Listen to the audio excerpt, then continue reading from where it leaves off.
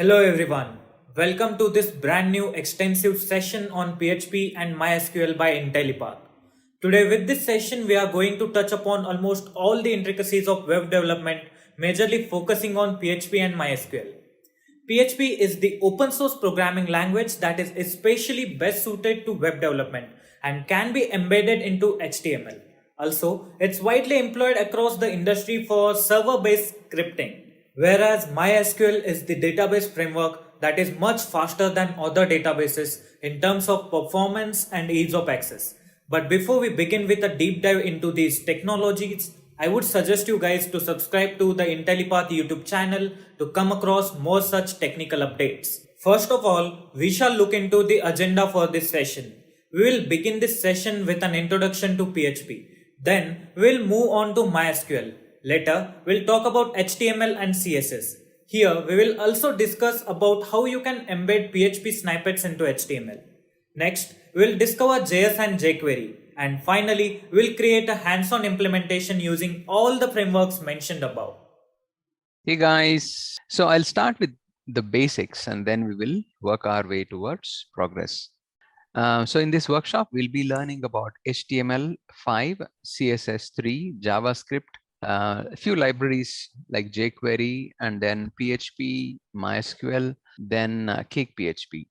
Okay, and Cake PHP would be a framework on PHP, and it has a lot of things that we can do with PHP manually. So you can think about it like there's a wizard who will give you things that you want if you give him the right command. So we'll start our journey with HTML5. But before we begin, a small round of introduction to know. Let me just pull out my presentations that I've prepared for you. So guys, my name is Vijay Shiv Kumar. I would be the trainer for the remainder of this workshop. And this entire workshop is going to be a hands-on series. So we discuss about a topic theoretically for a few minutes so that we conceptually understand what is the outcome, and then we practically do it. There would be examples set up for almost every topic. There are few conceptual topics.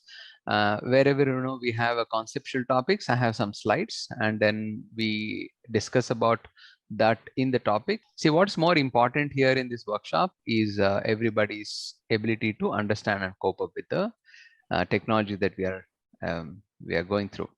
So moving forward, guys, I'm sure you should be comfortable with who your instructor is and what is his background and things like that. My name is Vijay Shivkumar. I'm from Bangalore. I've been a trainer since about 16-17 years, working extensively on front end and full stack technologies. I started my career as a web developer in an IT company. I worked there for about 4.5 years, and then I moved to another company where I did some consultation for about 2 years plus, and then I decided to be a trainer on my own. So put together, I have about 20 years plus experience on the IT. I worked on many of these technologies personally for various projects. So I'll be carrying those expertise as well to share with you as a teaching or the examples that I'm offering, so it can benefit you. Okay, guys. So this is a workshop wherein we will be working on the web technology. So we will learn a lot of things about web, how things would work, and towards the end you should feel confident that you can now create a web application that is out there.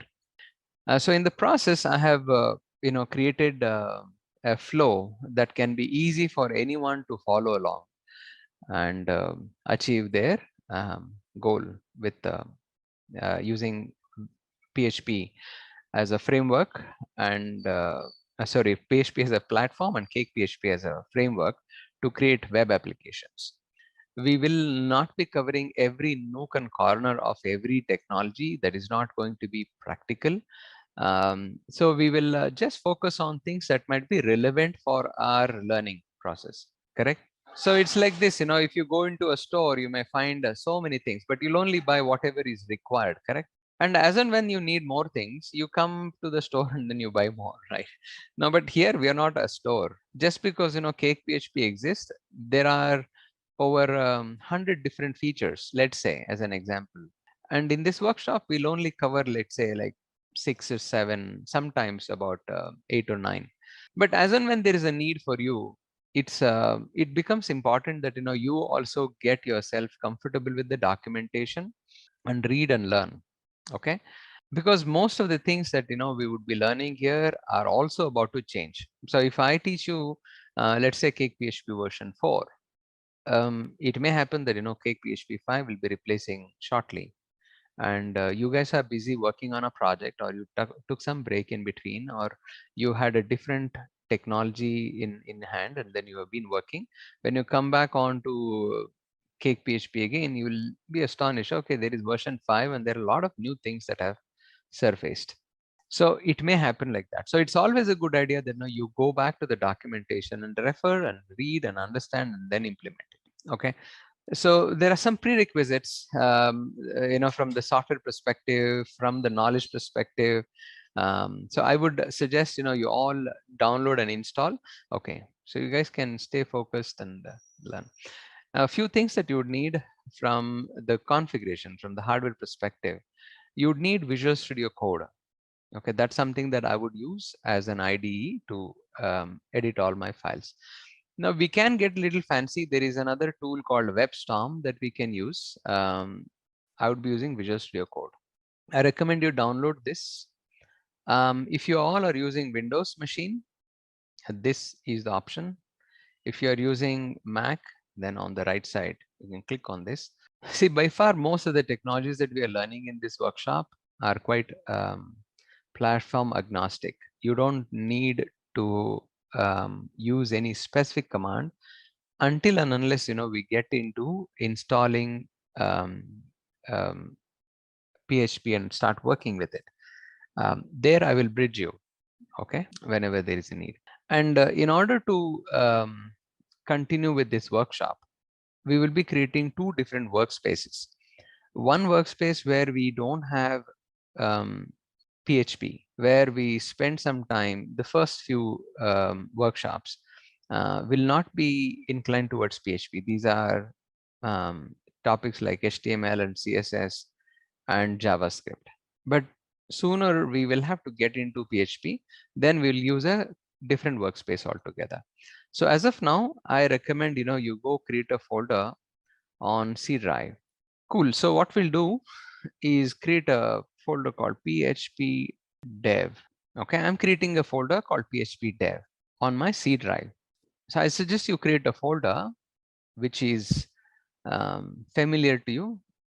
In my case, I've created this folder PHP dev on the C drive. Why on the C drive is because I want my configuration files to be on the C drive. Okay, you can keep it on D drive, no problem. And if you have a constraint, a challenge, put it on D drive, no problem. It's not going to affect our learning in any ways. Moving forward, when we have the configurations, we need to make sure that the application is installed on the C drive where the operating system can access those files. For this first few exercises, it really doesn't matter. And I would always recommend that keep your files at a place where your OS can access them. So that is why I prefer C drive. If you have a challenge, if you have a constraint, don't install, put it on D drive. Okay, so you are done. So we copy this path, and we open Visual Studio Code. And in the Visual Studio Code, go to the file menu. From the file menu, choose open folder. And in the open folder, navigate to this path and then select that folder. So your Visual Studio Code will restart with that selected path. All right, so now here, this would be the folder structure for our workshop. I mean, those who are installing it on D, sometimes you may get some errors of configuration. Then, we'll have to discuss about that separately. But if you are following along with the way that I'm showing, you will exactly get the errors that I'm getting. And then I will show you how you can solve them, and that gets resolved. We would need some tools so that we can work in this workshop. So I recommend some extensions that you should install. How do I install extensions? On the left side, you click on this last icon, extension, click on it, and then you'll be able to search through the extensions that are already installed on your machine or things that are recommended. I would suggest you install these extensions. I mean, I already have them, so I don't have to install. The first one that I recommend you install is material icon material icon theme. This is an optional installation, frankly. I would be using it, and if you find no Vijay's icons are looking nice, how do I get something similar on my machine, then you need to install this. It's not going to make any significant difference on your development cycle. However, just by looking at the file name, you will know what files are these. Okay, so this is one of the extensions that I recommend. I'm putting this on a notepad. Okay, so material icon theme. This is the first one that you should be installing. The second one that I would be using extensively is Mithril Emit. Okay, so this Mithril Emit plugin, gives us superpowers when we start working with HTML and CSS, and to some extent some JavaScript as well. I'm using Mithril Emit. I'll share this list on the chat as well, but just pay attention. And then I'm also using this extension called Open in Browser by a developer called Teacher or Techer, because there are two open in browsers. If you look for open space in space browser, there are two extensions. So you may ask, okay, Vijay, which one? And then I'm also using this PHP IntelliSense. This is really cool, and it helps us to work with PHP quite easily and effectively. So I'm using this. And there's a few more. I'm using this Prettier. It's a formatter tool. It'll make sure your code is organized nicely. Okay, and it'll look nicer to read as well. I think, yeah, these are the only ones. Don't bother about PHP server. We would not be using this in this workshop. But apart from that, these are some of the extensions that I suggest you should install. Let's now go to the next step. So now after all the installation is done, now a couple of obvious questions is, Vijay, why do we really need all of them? So each one of them has a specific requirement, specific usage. The material icon theme will apply an icon to every file that we would be creating. For example, if I create an HTML5 file, it'll apply HTML icon onto that. If I create a CSS file, it'll apply a CSS icon on that.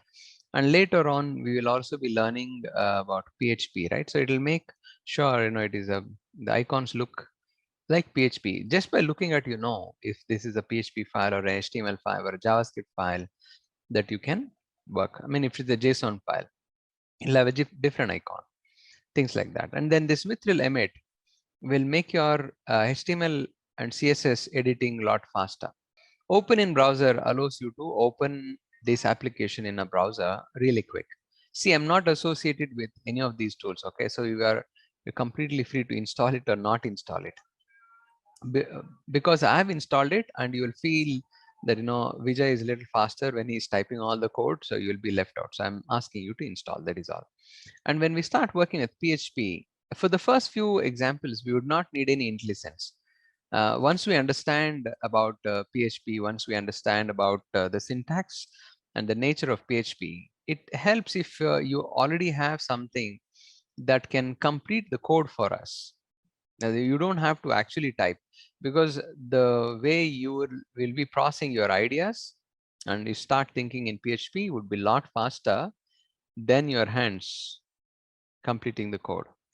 So these IntelliSense will help you complete this code a lot faster. And this Prettier formatter will allow your files to be formatted nicely. So when you look at it, the code will start making sense to you. Okay, so Prettier formatter is available for HTML5, CSS, JavaScript, and things like that, but not for PHP, I guess, because I've not seen PHP. Now, usually I don't use this ID. I'm using something called as IntelliJS ID called WebStorm. for PHP editing. So nevertheless, since this is open source and free, I'm suggesting let's use this. Okay. You don't have to make any payment. But WebStorm is a paid tool. You need to make payment. I guess, per annum, it's about $14 or something like that. Okay. So now coming back to the context. First, we'll start our journey in HTML. Okay. So we'll go create a new file. I mean, there are many ways to do that. You can click on this icon. You can go to the file menu and choose a new file. And then, or you can also press the shortcut Control N to do something like that. So we'll go click on this icon as of now. And then it'll ask you what is the name of the file that you want to create.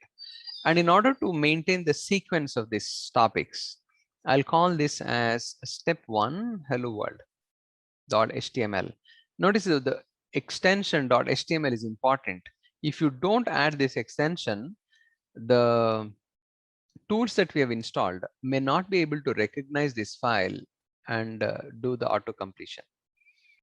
So since many of you guys are totally beginning fresh, I would spend some time on most of these trivial coding practices that will help you scale up really fast. Now, first step is, let's say now you created an HTML file. What is the content? What do you have in HTML file? So usually you'll have an HTML tag, correct? You have an HTML tag, and inside that tag you have the head and the body tag. These are the two tags that you'll have. So if you want to technically understand, the hierarchy here, HTML contains head and the body. Head happens to be the first child of the HTML tag, and body happens to be the second child of the HTML tag. But is this alone good enough? So we have the HTML tag, and inside that HTML tag we have the head and the body. Head is where all the processing information for the body tag will be stored. I mean, we can specify how our body tag should appear, or how it should be styled. How can I access it? And all of that will be in the head tag. And the body tag is what the user actually sees and interacts with. Okay, so all invisible elements are put here. All visible elements are put here. In other words, the script tags, the CSS declaration for the content will be declared in the head tag. Basically, the processing information will be stored in the head tag. And we can add some configuration instructions inside this head tag as how this document should be treated and things like that. Okay, so now typing this every exercise would become a pain. So we installed emit, correct? And with that emit, we can specify HTML:5, and this will give us the abbreviation for this code. And if you notice, we have all the standards maintained. The doc type declaration is added. Now, why is this line required? Because Vijay, you told that HTML tag should be the root. Yes, of course. But see, before this HTML tag can be understood by the browser, there are many ways to interpret this HTML tag. In fact, we have come a long way since the very first inception of HTML happened. Okay, so HTML also has a lot of versions. The one that we are working is HTML 5.01. No, but then there is version 1, version 2, version 3, and HTML also got influenced by other technologies like XML in between, and there has been flavors of XHTML version 1 and version 2 and things like that. So you are instructing the browser that how I want you to treat this application, how I want you to treat this page rather. This page will now be treated as HTML5. So the doc type declaration simply tells HTML. So, or else the HTML declaration should actually be like this. This is, then we have come a long way. Maybe I'll show you this one. So you see this doc type here. Maybe, for your benefit, I'll paste it. But trust me, you don't have to learn all of these, because initially we started with HTML version 1, and later on, there has been some changes. and HTML4 4.01, which was officially announced as a standard so people can use. I mean, what happened to version 1, 2, 3? Maybe they all lived a very short life, but these versions were predominantly available for a long time. And later on, HTML got converted to XHTML, and we have few flavors. We'll talk about them, but the summary is this. Instead of you writing this lengthy long code, I mean, trust me, this was an interview question. Many people would be asked this very first line in the interview. What is this? What is the use of doc type declaration? What are the different types of doc type declaration? And that's a pain. I mean, it's so much that you have to remember. Maybe it is small, but trust me, when you have to know about this in different flavors, it becomes really a pain. But that was shortened. HTML5 doc type is just doc type HTML. And again, the doc type declaration here can also be lowercase, uppercase. Browser is smart enough. Earlier, those days people used dial-up connections and browsers were very slow. Now browsers are fast. They can interpret things really fast. So we'll go with the modern approach, HTML5. And the very first line here, the HTML tag, has a lang attribute set to English. Why is this a requirement? Because see, there are a lot of screen readers who would come to your application. People who are visually challenged, people who are trying to interpret the content of this page. They all will come and try to understand your document. And they have to be told that the language that I'm using in this page is English. So we are specifying lang as en here. So the screen reader which comes to this page will immediately switch to an English language and start reading the content so that the person who is using that application can hear the content. Okay, people who are visually challenged use a software called JAWS, and that can read English, Latin, Spanish, Russian, Japanese, Chinese, Arabic, and things like that. So which language should they be using to read the content? So you are telling in the very beginning that you should be using English. Okay, and then every keystroke, see, I'm using an English US standard keyboard. Many people out there would be using a Chinese keyboard, an Arabic keyboard, to add on to the complexity. They have it created different keyboards for different countries and their language preferences, and each keystroke generate an ASCII value. That way, if I prepare a page and send it to you, and if you suppose are using an Arabic keyboard, the ASCII values will be completely different, and your page, the page that is displayed on your screen, will be completely different. Because I have used English keyboard, alphabet A on my key would be completely different on your device as well. So in order to bring that uniformity, in order to bring that synergy between different keyboard users, we'll have to specify what kind of key strokes will be generated when I press a key using this UTF-8. This is an encoding standard. We'll actually learn about this even in PHP. So I'll leave it there. But for now, you should understand that some basic configurations are all set. And each browser, whether it is a Microsoft Windows browser or a Mac side browsers, they have some constraints. And in order to bridge or manage them, we have some lines. We'll talk about this in CSS as well. But for now, just understand that there are some templates that are already generated for us. And it's quite nice to know that these all are available. We can start using them. And here in the body tag, I will write an H1 tag. And notice, here I had to just type H1 and press tab on the keyboard, and it'll auto complete the code. And if you want to know, Vijay, I want to write H1 tag and I want to put this message, this is also allowed.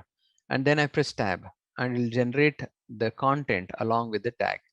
This is happening because we had installed this tool called Mithril Emit. Okay, so that generates the HTML code for us. So now I'm done with this, I want to display this in the browser. How do I display this? I want to look at the output that's being generated out of this file. So what you can do is step number one, go to this folder where your workspace was generated. No, don't do this. Just watch. I'll show you a shortcut because we installed a tool for it.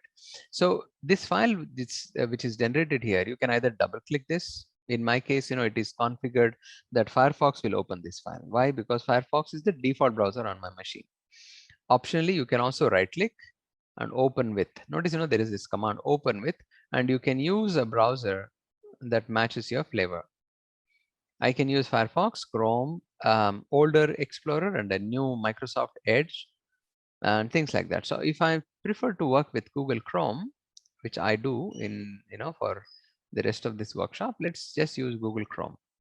So if press on this, you'll get Google Chrome opening this file.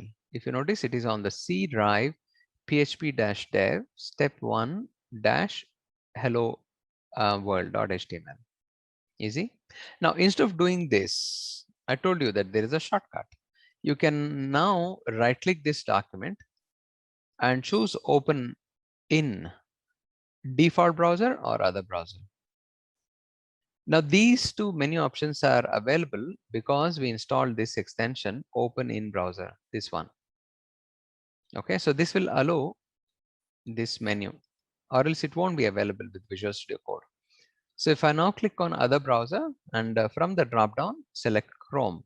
If you have installed Chrome, okay, don't expect if you don't have Chrome, if you click on it, it'll magically open in Chrome. No, it won't. Chrome should be installed on your machine and then you can select Chrome. So notice, this also opened the same file. See, this also opened the same file. So guys, keep engaging in this workshop because many times I wouldn't know if you are even following.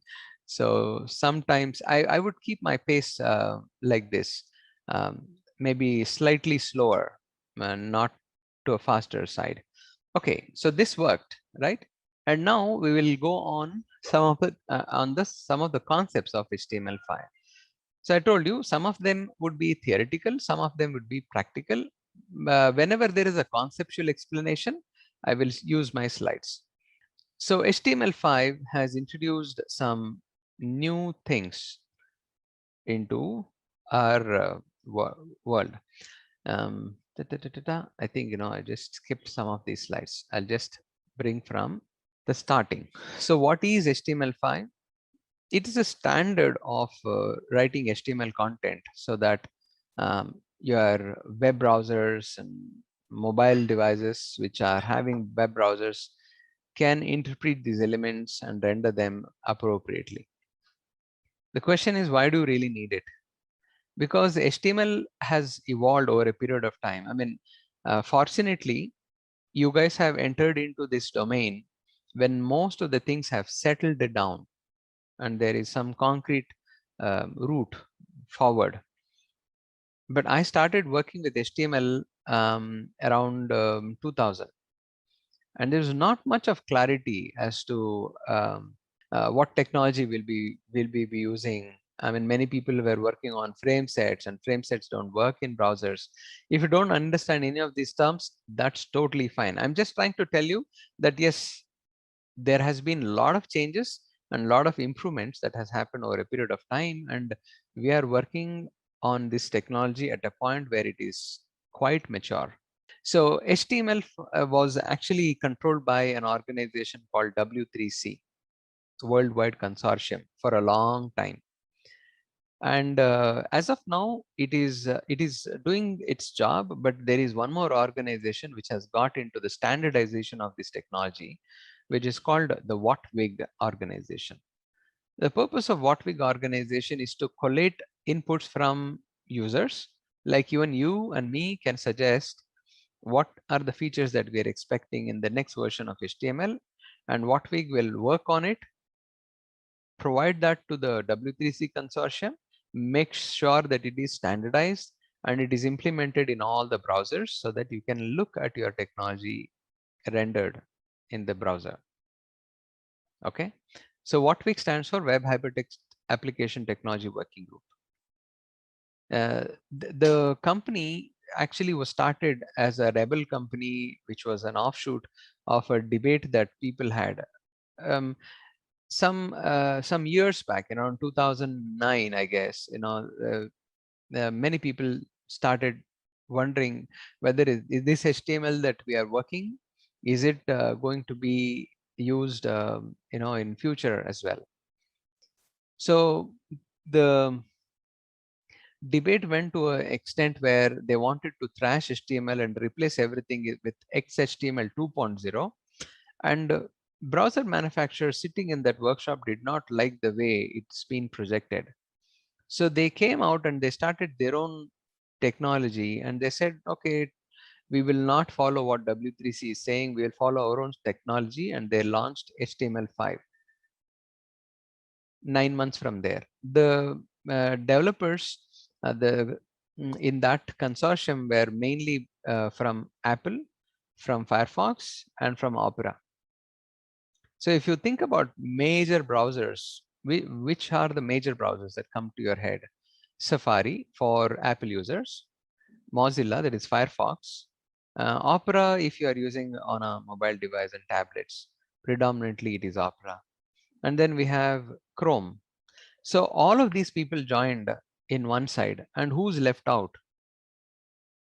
IE, correct?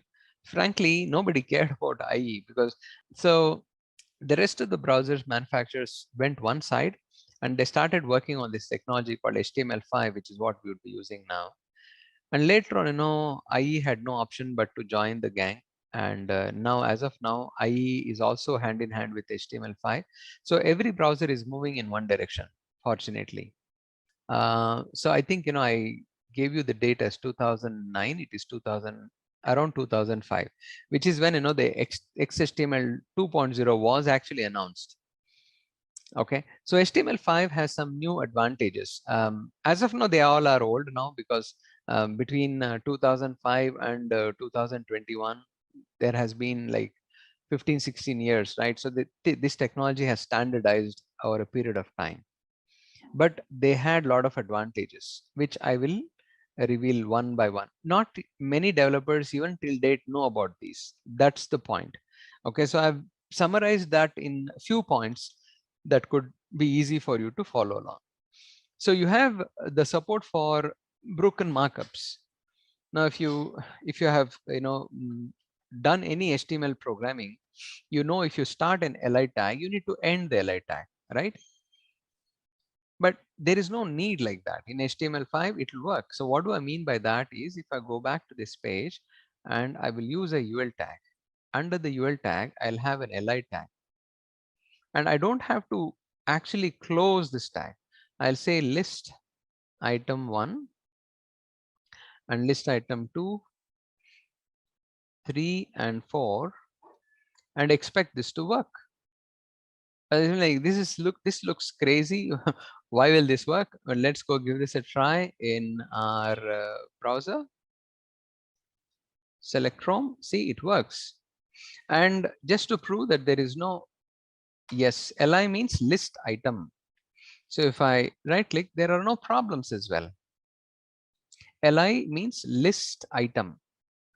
Ideally, you should be closing these tags, but just the opening tags are supported because you are comfortably inside a UL tag, which is a grouping element for the li tags. So you have UL tags and you also have something called as OL tags. What is OL? UL stands for unordered list. OL stands for ordered list. So if I come back, and you should see that I have got the ordered list this time, and the order is 1, 2, 3, 4. So you can also specify what is the order type that you would want to have. The type can be, we have one, but which is the default, which means to say the order type will be 1, 2, 3, 4, which is the default. You saw that. You can also say, no, Vijay, I want to use ABCD. So the order would now be in ABCD. You can say, no, Vijay, I want to display Roman numbers. So you see, there are so many options. Okay, so I can say I, that means to say it's a Roman number. So if I now run this example, it will be in Roman numbers. So you can, meet your match here. And frankly, this is not the end of the list. You can actually do use even custom list items actually. When we speak about CSS, I'll show you how you can customize these also the way you want. So this is for ordered list. And again, for an unordered list, also you have some different types that we can use. The type here would be by default. Notice, here, it would be, it is actually showing all the syntax that we have here, which is wrong. UL, not tab index, type. The type will have a value of a round, dot, and things like that. See, as of now, the type or the icon that you see here, this one is called a dot or a disk, if I'm not mistaken. Okay, we can check this in the documentation. I don't use this often. It's not disk. Yes, you're right. But is that type disk? That is, disk is default. We also have other alternates, right? So at any point, guys, when you are in doubt, okay, when you are in doubt, I recommend that you go to this website called developer.mozilla.org. Okay, and I can look for unordered list. Okay, there is something called as list style, and something that we can assign here. This one, this is the official documentation. Okay, and you can actually see what are the different attributes that you can go set. So notice this type has circle, disk, and square. The disk was the default. The fourth bullet also supports something called as triangle, for the type. Let's go check that out. I've never used all that. Okay,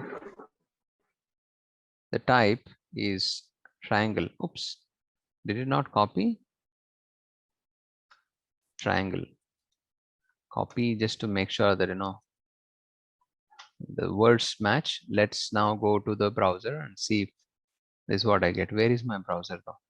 I think I've lost it. Let us now open another browser, Google Chrome. The triangle is not recognized by this browser, but I think this was another element that was added. Where is my, not here, guys? Yeah, here. Okay.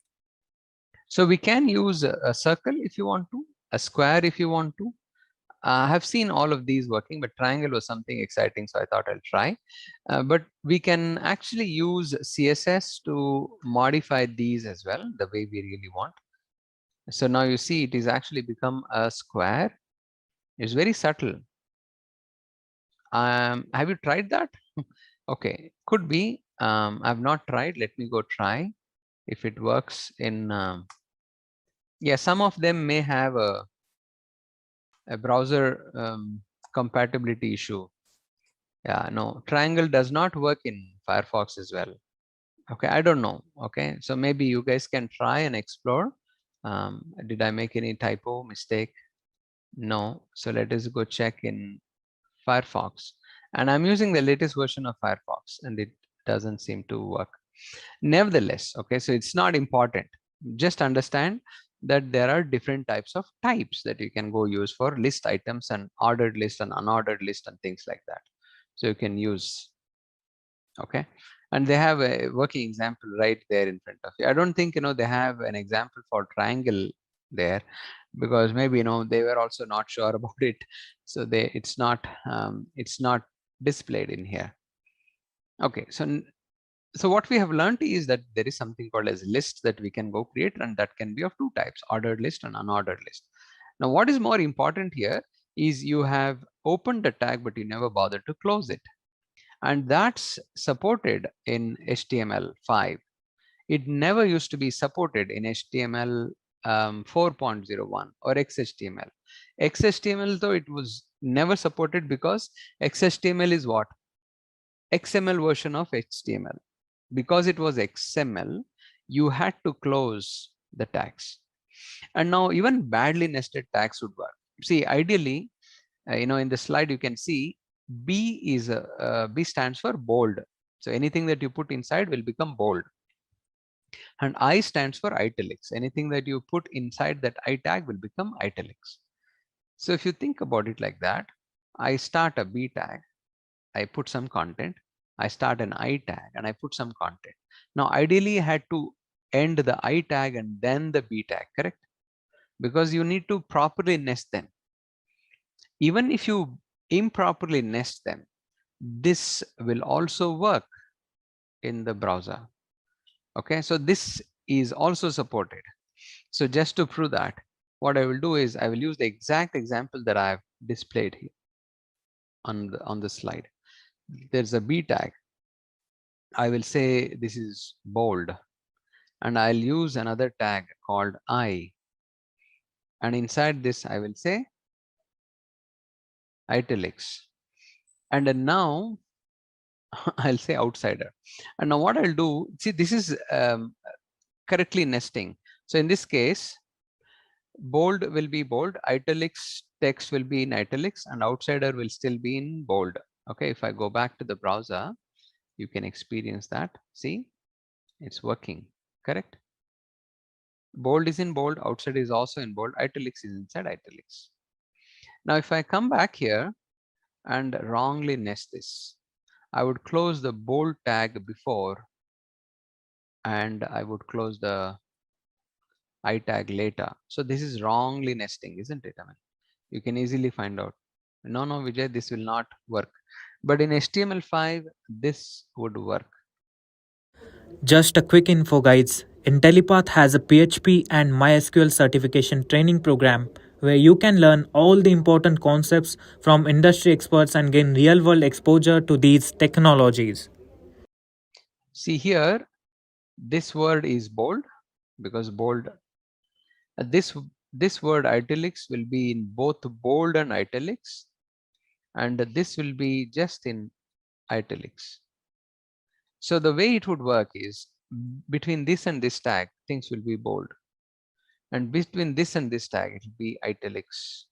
And this will be both bold and italics. You got it? And that would work in HTML tag. So sometimes if you don't pay attention to all such trivial things, you may have an undesired outcome. So pay attention to all these subtle changes that has happened, in HTML. Okay, nice. Let's go to the next thing you may have.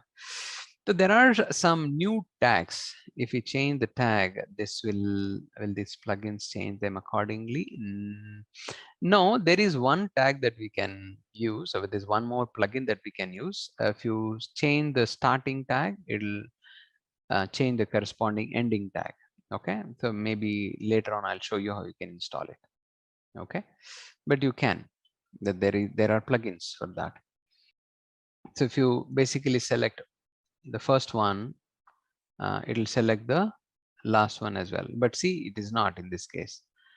But there are techniques that we can use to do that. If I were you, I would select this and press Control D. Control D would select the next occurrence, and then I can change UL, and that will change in both of them. Okay, but don't bother. I will show you a tool later on that you can use. How do I get suggestions for type or any attributes? Okay, see, these are built into the Visual Studio Code. You will be able to get them, say, automatically. So if I don't have it, if I press Control space, I do get the drop down, correct? And see here, when I press Control space, I did not get any option. And it's then referring or suggesting me everything that I have in the content. So sometimes it is not all that great. Sometimes it is.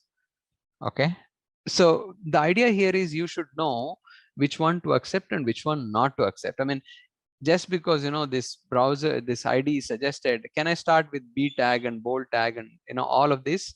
No, it would be such a waste of time, right? So you should know which one is accepted. I mean, if you know about it, then this code hints, they all will make sense. If not, life will become a mess. I mean, you're like, what? Can I type this? What will happen? And then you go back to the browser and check what is happening. Nothing is happening here. So you come back, oh no, car set is nothing is happening, and then you can say, oh, let's say I do head there, and then see nothing, because the default type is a disk. Oopsie. The default type is what? A disk. The disk. That's the default. I mean, whether you use it or you don't use it, the default would be disk. You have other options like square and round and things like that, so that you can use. But you should know what are legitimately allowed, so you can identify them. Okay, so now moving forward, so there are some new tags that has been introduced, like canvas. We'll talk about canvas. We'll also do some practical exercises around them. There is this audio tag, this video tag. All of these are new tags, but since these are new tags, if the browser does not recognize, you can put some content in between the tag. Like for example, I have put the word fallback in the content, in as a content in between the canvas tag. The content fallback will then be displayed instead of the canvas tag. Okay, so that's a fallback option that most of the browsers support. So if you expect a new tag that was introduced, and if the tag is not recognized, the content inside the tag will definitely be recognized. So that way you can tell the user that, oh yeah, this tag is not seen on your browser, you should probably update. You can give him some default message. We'll be using canvas moving forward. And then there is this widespread practices. Developers have been using all of them since a long time. So if there is an orphan tag, now what is an orphan tag? A tag that cannot take any other elements inside, in between them. Those are called orphan tags. And inside this orphan tags, if there's an orphan tag, you don't have to close it. Just declaring the tag is good enough. And when we learn PHP, we can generate these tags via PHP, and then it becomes very effective to understand your output if you know what these tags will do or how will it be performing outside. Okay, I'll share these slides. And there are many other utilities. HTML5 has actually added into the browser. In fact, there are different set of people or groups of developers who are contributing to this. This is an open source community. In fact, you can also join and start contributing in any which way that you can. Okay, because there's a lot of scope to work on all of these technologies, and a lot of people have started contributing to uh, creating this platform, making this platform better. So you have something called as mm, semantically declaring your application, which could be easy for the machine to interpret. And not only for machine, even for developers like us to find out, what is the structure of this application, which tag is more appropriate in this case. You can also make an application faster, even when it is not connected to the internet, by the usage of the offline API, local storage, IndexedDB. There would be something called as application cache internals, which is now removed for some security reasons, but we still can sniff and find out if the user is online or offline. But earlier we had the ability to give some alternate content. Let's say now if the user is disconnected, I can give him a different page altogether. So those features are down for some maintenance. When they come back, we can probably explore them. But as of now, we can just find out if the device is online or offline.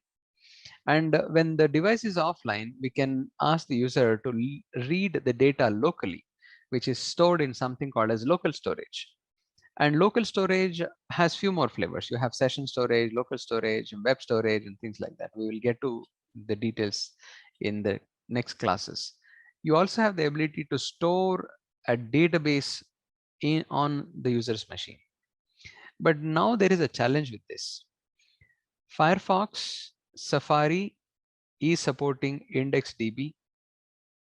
And it is also supporting something called as web SQL, but other browsers have a lot of conflicts with that. Opera is saying we'll only support IndexedDB. IE doesn't want to support any of them, but new version supports both IndexedDB and web SQL. So the road is a little rough. There is browsers are still contemplating on which technology would be more appropriate. So as and when things become more mature, we will be able to use the database that will be available on the browser. See, even as of now, IndexedDB is available, but the support across different browsers are limited. Okay, so we can safely rely on local storage because that's available on most of the browsers, which is what we'll focus in this workshop. But if you say, no, Vijay, I want to learn IndexedDB as well, I'll give you the documentation. But I told you that, it is not supported on all the browsers yet. So if you build an application which is relying on IndexedDB, don't expect it to work on all the browsers, because not all the browsers have implemented it. See, you should understand that these browsers are manufactured by a different team of developers who are working on different core technologies. So not all the technologies support all the features. Correct? So there would be some rough patches in between. And you also can access the device and its abilities like geolocation, where the user at this point in time, the orientation API, the accelerometer. I mean, how the device is oriented. Is it tilted to the right? Is it tilted to the left? And is it tilted to the top and bottom? You also have pedometers installed in some of these devices where we can also find out, track the user when he is moving and things like that. You also have something called as get user media, which allows you to access the camera and the microphone. Again, on this get user media is available only in few browsers, like Chrome supports it. That is why I was recommending that let's all use Chrome to a larger extent, because that supports most of the features that we'll be discussing in this workshop. Then you also have better communication via WebSockets. I can't be okay. Okay, so you have some better server connectivity with these APIs. We'll be communicating with WebSockets in this workshop. So let's see how it goes. I can show you how you create WebSockets and communicate, because many applications are nowadays relying on these technologies. You also have a plugin free environment where people can listen to audio, video, play video without even having a plugin on their machine. Earlier, there was a demand to have a plugin, but nowadays you don't.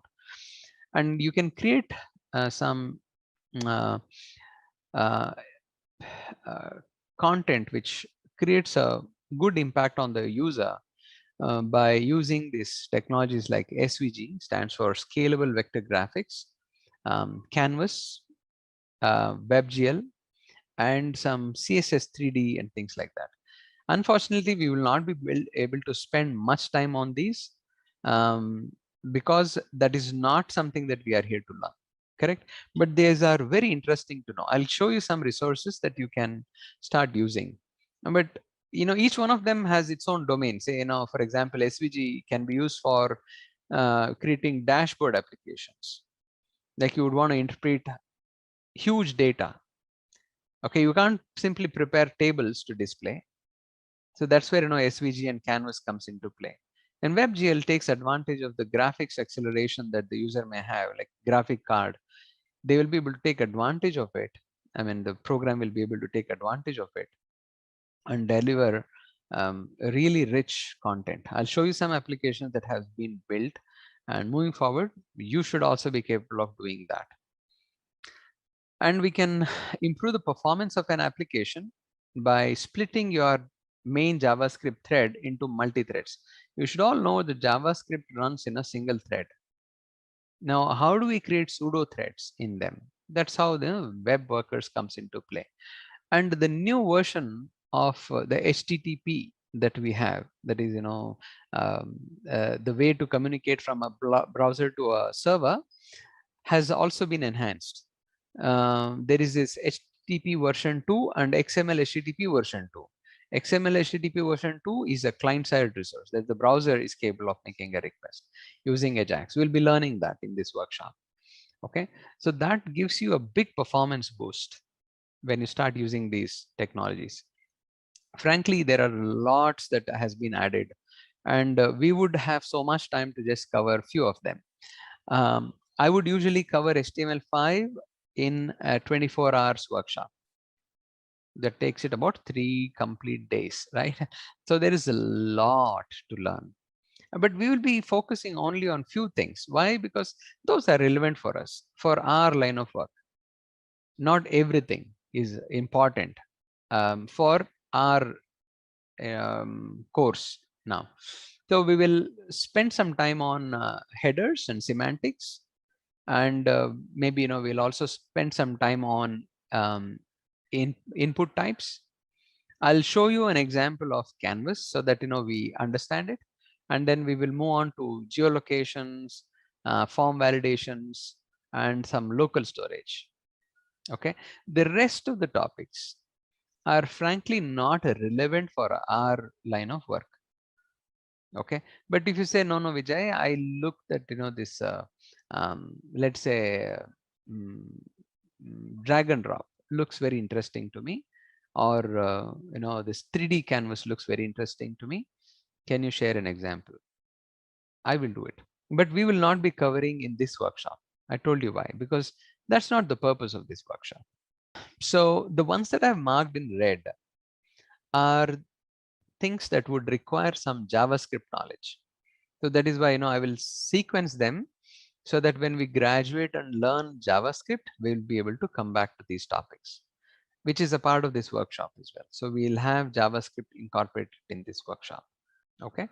So to begin with, we'll understand headers, semantics, not media tags. Maybe I'll incorporate media tags as well, but we are not going to play audio and video in this workshop anyways. Okay, so but if you find no Vijay, I want to learn that, I'll show you. Then we'll spend a lot of time on these input types, which is also called as form API. Okay, so I guess today we should be able to complete most of these. If we have some leftovers, we'll continue them. So new header tags. I guess I will cover this in the slides itself. That way we'll spend time on some more relevant topics. So let's header course up. Code is pretty easy to follow along.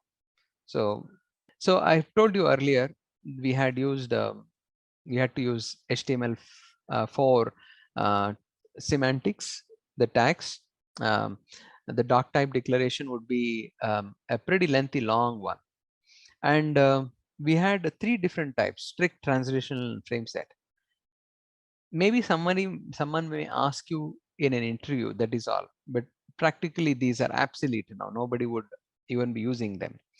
But for you to understand, when I say strict, it simply means that I am strictly following whatever W3C has told. Okay, so whatever W3C has laid out as standards, I am following it in my application. If that is so, I would use a strict doc type.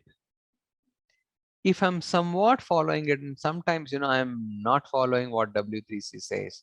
Say for example, B and I that we used in the previous exercise, B is for bold and I is for italics. Actually, these are styling components, right? They were actually supposed to be written in a different file called CSS, and that would be applied onto your application. So the recommendation from the W3C consortium is any styling tags will have to be written in CSS, not in HTML. So those rules, if you are breaking them, if you are using B tag and I tag in your document, that means to say you are violating some of these rules, correct? So then you have to specify in the doc type that use transitional. If not, the browser should start showing errors. Okay. And later on, we had the ability to have a web page inside another web page using something called as frame sets. So if you don't tell the browser that this application has many HTML pages in one, it would just render the outermost frame. The frames that are inside would be simply ignored because the browser made a request and the server sent one HTML file. So browser rendered it. The server then sent another HTML file. The browser doesn't know what to do with it, so it would ignore it. Okay. So in order to tell the browser that, hey, this web page is made out of several HTML pages, so wait, I'm supposed to send you more so that you can start rendering. So you had to tell the browser that doc type would be frame set. In the bottom, you can see the doc type is HTML, and this is for HTML4, that is 4.01 also.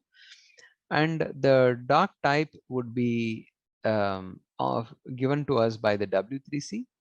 W3C is that worldwide consortium thing. And the doc type declaration is HTML 4.01 and transitional English language. And if you want to read more about it, you go to this website, w3.org/tr, that is transitional, and HTML4/loose.ddt. Loose simply means to say it is transitional. It is loosely typed language. I mean, loosely typed or loosely following whatever the implementation is. You also had strict and frame set DDTs. So you saw there's a lot of things that people used to do. Now that is replaced with something called as this. Don't you feel that, this is so easy? At least now I can, relax. I don't have to remember all of that. Okay. So moving forward, we will have to simply use this doc type. So that's the new header text. We discussed about this, but I thought I will take you to the nitty-gritties of it. And we also had this namespace declaration that is now removed. You just have to use HTML. But to give you give your application a better feel, it's a good idea that we specify language. We spoke about this as well. Because it can help the screen readers to start reading or interpreting this page in English. And we can also specify what kind of ASCII values, or now what is the character code that we have used to generate this this application using meta character set. But that tag was also quite a lengthy long one. HTTP equivalent would be content type, content equals text/HTML. So basically you're telling what kind of content it is. When we create some server interaction, we will again have to do this, because from the server side, we can send HTML files, we can send text files, we can send JSON files, we can send XML files, we can send whole lot of things, right? So we'll have to educate browser as to how things should be treated. So we'll have to specify this on the server side. As of now, the HTML page does not have to carry this information. It simply will have to confirm what kind of Unicode is being used in our page. So you see the ones that are in black is what we should be using moving forward.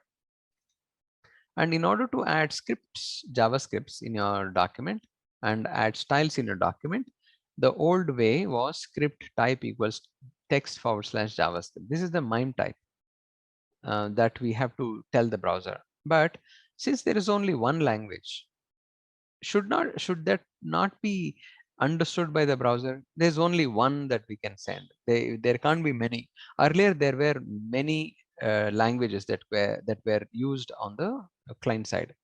You also had the ability to render VB code on the browser, C++ for a brief amount of time. So that is all removed now. You only can use JavaScript on the client side.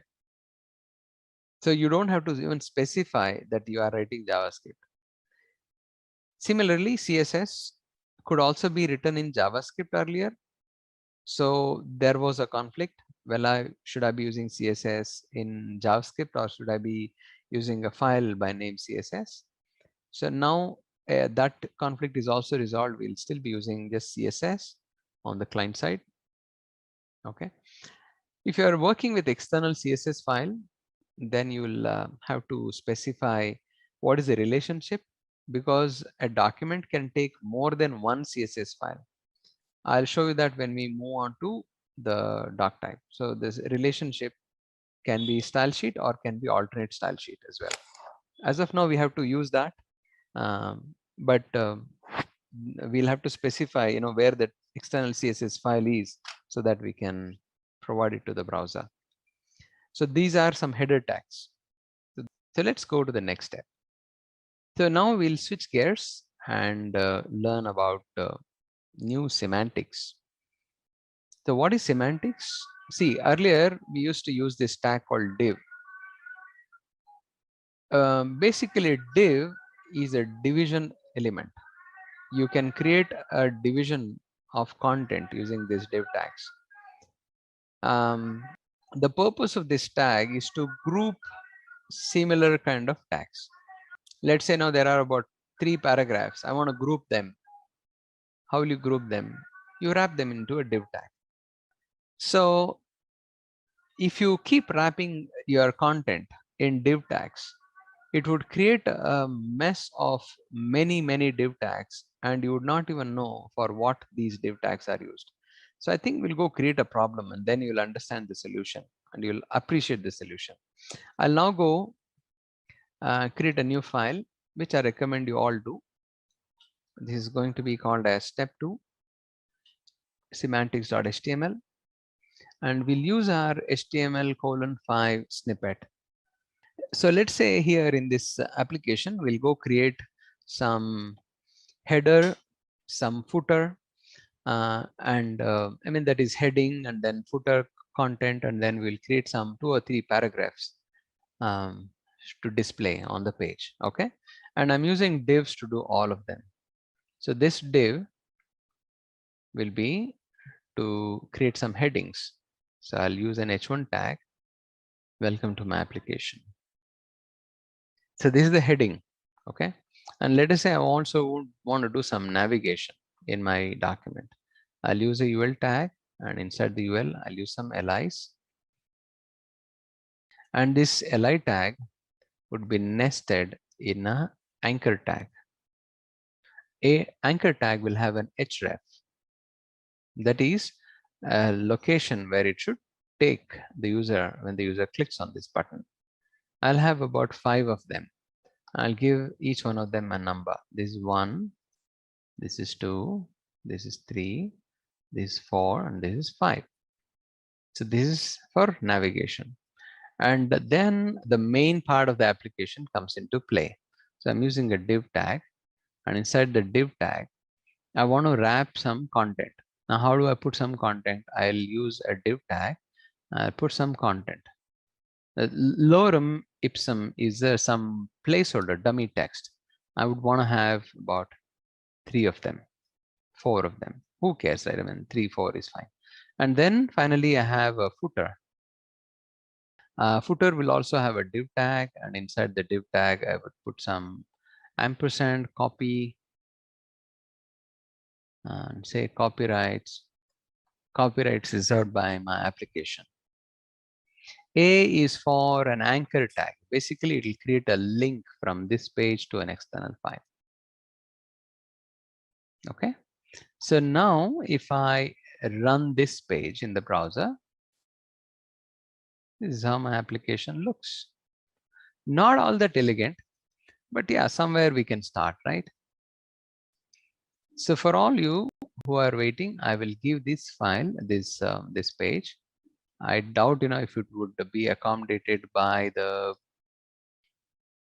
No, it does not take it. It does not take it. So what I'll do, guys, is I'll put it onto a page that you can access. This website called Pastebin. Give me a minute. I'll create a login. I'll paste this entire page. This will expire in about an hour.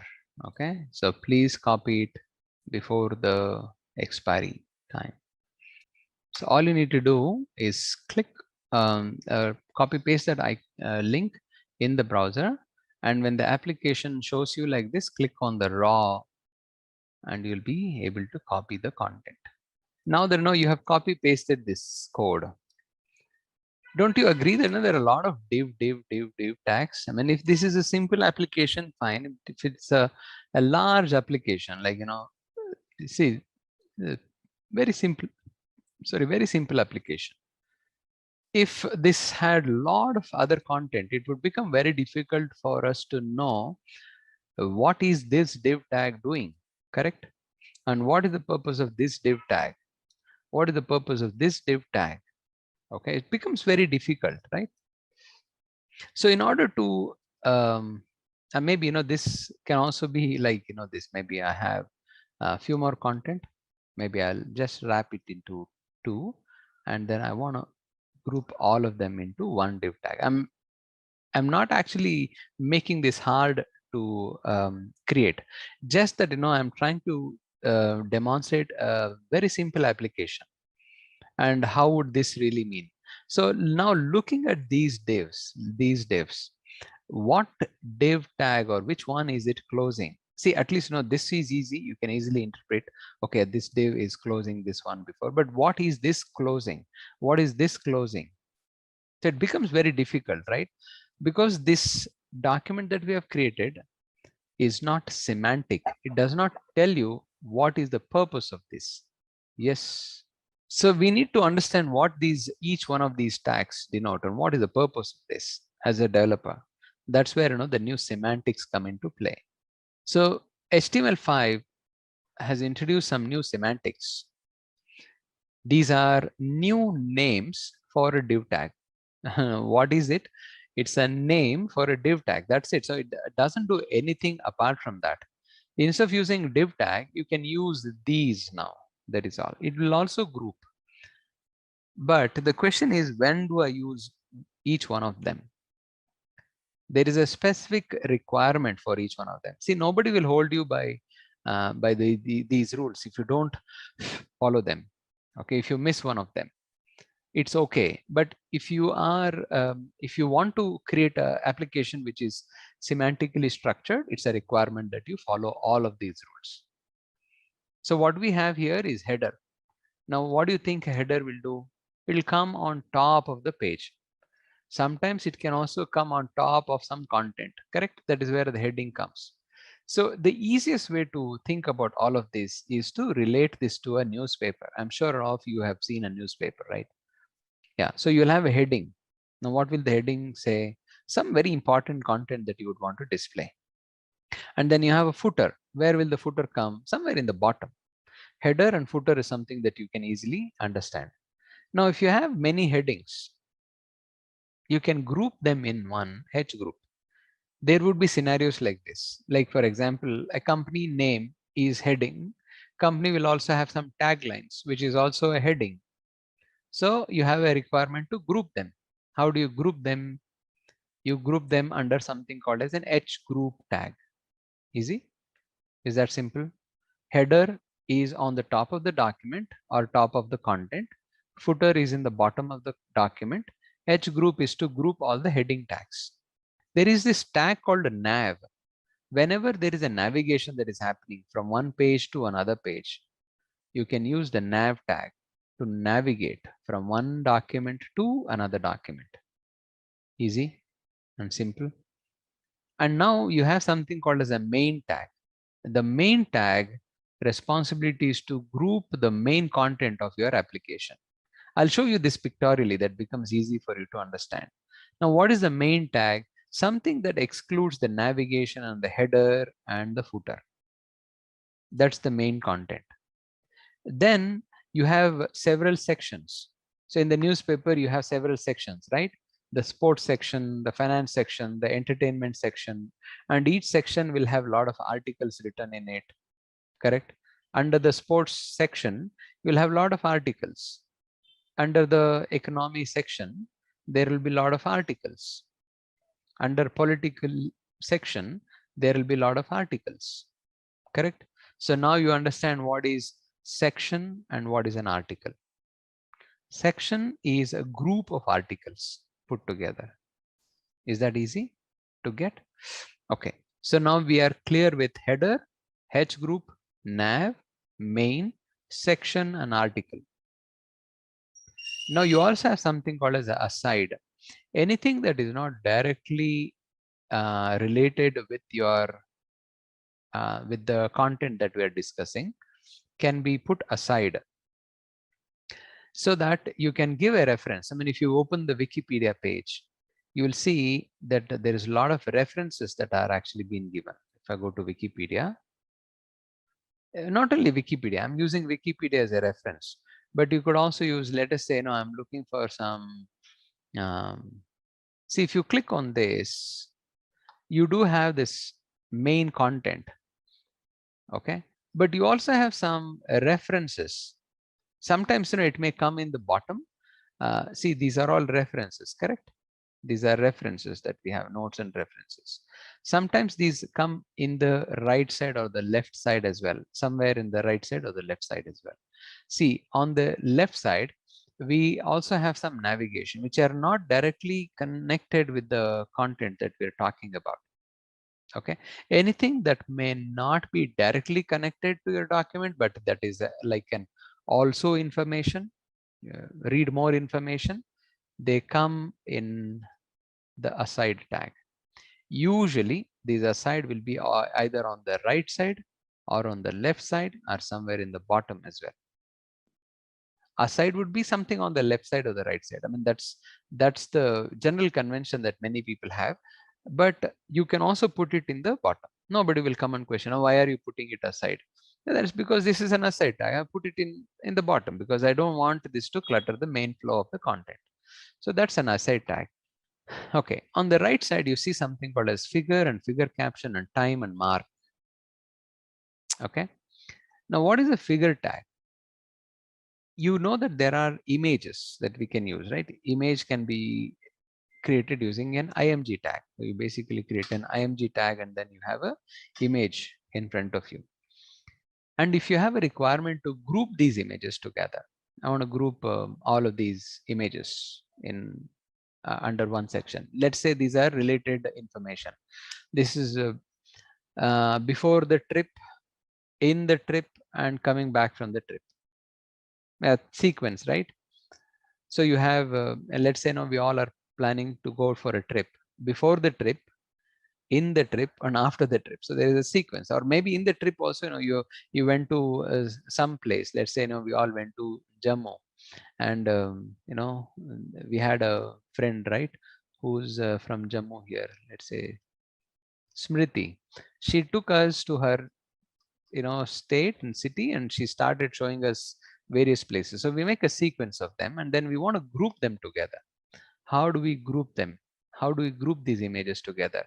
There were no grouping tags for images. That is why there was a requirement. They created a tag called figure. And when you have a figure tag, you can also group them under a caption and add a caption to it. So you group them under a figure tag and you apply a figure caption to it. Is that clear? So you have figure and figure caption tag. And now in order to denote time in your application, you want to display time somewhere. See, by default, if you are displaying time, the screen reader would read it as 3:09 p.m. Correct? Or if it wants to read the time now, it would read it as 11:56 a.m. That would not sound like a time, correct? Instead, if you mark it or wrap it inside a time, it will then read it out as a time. It'll read it as time now is 11:47 a.m. Okay, so you see there is a difference for the screen reader. For people like you and me, it may not make any difference, but screen readers will definitely get the benefit of using the time tag. And whenever you have to denote time, it's a good idea just to wrap it inside a time tag so that it becomes relevant for everybody. And whenever you have a requirement to highlight some tag, highlight something in your application, you use the mark tag. So it's like, taking a marker and then mark some content. Okay. So I'll show you how you can use all of these tags in one example, the example that we are doing now. So in fact, in my slides, you do have explanation for each one of them. Header will be on the top of the page or the content if required. H group will be used in group to group H1 to H6 tags. Nav tags will be used to group all the navigation, which is navigating outside the application. And section tag will be to declare a group of contents. Article tag is to group contents. and then we have the aside tag. Uh, I think I have a pictorial representation of this. I'll probably show you this. It's better. I'll just make some small changes. Okay, href is just denoting the link. Nav tag is used to actually do the or group all those tags that has href in it. Okay, I'll explain. It becomes easy. Give me a minute. So I was asked, what is the difference between nav tag and href? See, href is an attribute of an anchor tag. So you go back here. See, there is an anchor tag, correct? Anchor tag is an attribute. What is an attribute? It is a property of a tag, correct? Is that clear? So you write it inside the tag. That's an attribute.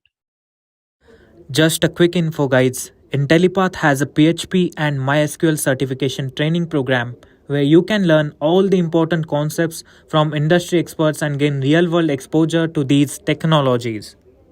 That is href. And you group such tags together under one nav tag. Yes. Nav tag indicates that there are many links inside this page which can take you to different pages. So now coming to this application that I have already shared, we get, let us all do this together so you understand things. Yeah. So we have a header tag, a nav tag, a main tag, header tag, section tag, article, and everything. So if you notice, the main tag groups the main content of your page. It does not include a side tag, a header tag, a nav tag, and footer tag. It is not bothered about it. Okay. So this is the structure that we'll have to follow and apply. So if you, I have actually created this example keeping in mind that sooner or later we'll be using something like this. So I'm adding one more tag here. Welcome to my application. And the best for to learn HTML5 0.01. Okay. So we have h1 tag, and let us say this is an h5 tag just for the sake of it. Okay. H5, H1 to H6 are different levels of headings that we can have in the document. If I go back, this is how it should look. Welcome to my application, and so on and so forth. Now I want to group them together, and we'll actually do that now. Okay. So this, what will this tag be, guys? Now that you have learned about these, which tag will this be? Header, correct? Because we have two headings here and then we're trying to group it. You wouldn't be wrong when you do say that, but more specifically, this is going to be a header, correct? So I will now replace this with a header tag. And just because we have a requirement now, I will group this into an H group tag so that, we actually use all the things that we have learned. Okay, inside the header, we have an H group tag. Is this more sensible now? Now, looking at this, we know that there are no div tags, but the output would still look the same. There's no change whatsoever. We did not make any change, correct? So H group is used to group heading tags. Header is on the top of the document. Easy. Now coming down, what tag will this be, guys? Footer. Excellent. So this is going to be a footer tag. So inside I have another div tag. I think, that's okay. We'll just leave it as it is. This one. So you can nest divs inside footers, no problem. I mean, usually I'll show you some of the web pages that I've done, and then I'll show you. Footers can also have headings inside. Okay. So this was one of the recent websites that I created using a WordPress engine. WordPress is also built on PHP. So scroll way down here.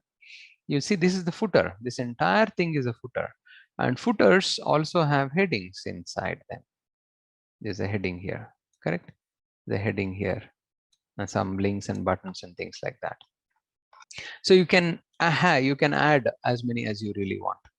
And now this is a navigation that we are trying to navigate from this page to another page. What tag would this be, guys? So this would be a nav tag. So you are, the idea here is you all are understanding what is the purpose of each one of them. That's the main key ingredient here. And then now this small tag here, which is describing something. What can this be? Section should be a group of articles, correct? Article would be the right tag. So we'll replace this with article tag. Now, which all will be article? All of these divs. This, and this will be articles. These articles can be grouped under what tag? Section tag, correct? Yes, you're right. So I'll group this into a section tag. So this is one section. Let's say this is a sports section, and we have another section here. Okay, so I will repeat the same process. These are articles, and this is a section tag. So several sections can also be grouped up, in fact, but in the presentation you can see sections can be grouped under what? The main tag. So in one document there can only be one main tag that groups the main part of your application. I mean, if you come to this page and you are able to see this, if I take this off, your page has nothing to display, nothing meaning to display, correct? Someone comes to your web page so that they can read the main content of the application. So we'll replace this with a main tag. Easy. So this is how you will go apply semantics in your application. So let's jump to the next topic. We'll skip this, not required. We'll skip this as well. Okay, then we will move on to form inputs. Now earlier we used to, when we had a requirement to ask user to submit some information, the only field that we would use is a text input. I mean, I don't know how many of you have worked with web application development. If you had, we could gather information of the user using text input. So the user can enter some text, correct? But what if the user had to specify his favorite color to us? I mean, not a favorite color, like, he would want to share and tell us that this is the color that he would want to use on his application, correct? So, and if he is allowed to type some color, he may make a mistake as well, right? Instead of red, he may say read. That would be an irrelevant information for us. Instead of black, he may say block. I mean, maybe, while typing, he made a mistake. Okay. So that would be an inappropriate data for us. Now, how do we protect? That was one requirement. So validation, that is, you validate the input before the user can type. So you have some new inputs that are available here. Not only just color I'm talking about. Let us say the user will have to select a range of values. So now you have some new inputs. I recommend that you start using them if you have to build some application moving forward. So we can search, we can use the search, color, range, time, date and week and month and number, email, telephone number, URL. So these are some inputs. You see, there are tons of them, right? Not tons of them, lots of them, right? Okay. So you have at least about 10, 12 of them easily there. And then you also have some outputs. These are inputs and these are some outputs. So if you just put some space around them, these are outputs. Inputs where the user provides an input. Outputs is where we as developer display some data onto the user's machine. So these are inputs, these are outputs. Okay, let us now see how each one of them can be created. So what I'll do is I will create a template to add these different types of inputs. I will share it with you, and then I will add each one of them. And not only that, I will also show as a developer how you can extract the values of these. Okay, we'll do that now. Let's go create another example here. This is going to be called as Step 3, input API.html. API stands for Application Programming Interface. HTML:5. And I will now go use a table. And inside the table, I'll use some thead. Thead stands for table header. And then we'll also have table body. We'll talk about that moving forward. We have table head and table body. And I will also share some documents with you that I suggest you go through them in the weekdays whenever you have time, and make yourself clear about HTML. Okay, because I see many of you are completely new and you may want to know what these tags really mean. Okay, so I'll explain it to you with I'll give you some documents that I suggest you go through them and you come prepared. I'll use an HR tag. HR is for horizontal table row, and inside the table row I'll use a TH tag. The first one will say the type or the name, input name. This is the first one, and inside this T body we'll use a TR tag. TR is for again table row, and this time we'll have a TD tag. TD is for table data, and we'll put some empty placeholder as of now so that it is balanced. Okay, so ampersand NBSP semicolon. This is non-breaking space. So now if I go back and run this in the browser in Chrome, you should get to see this. I can probably put text here, that way you'll actually see text here.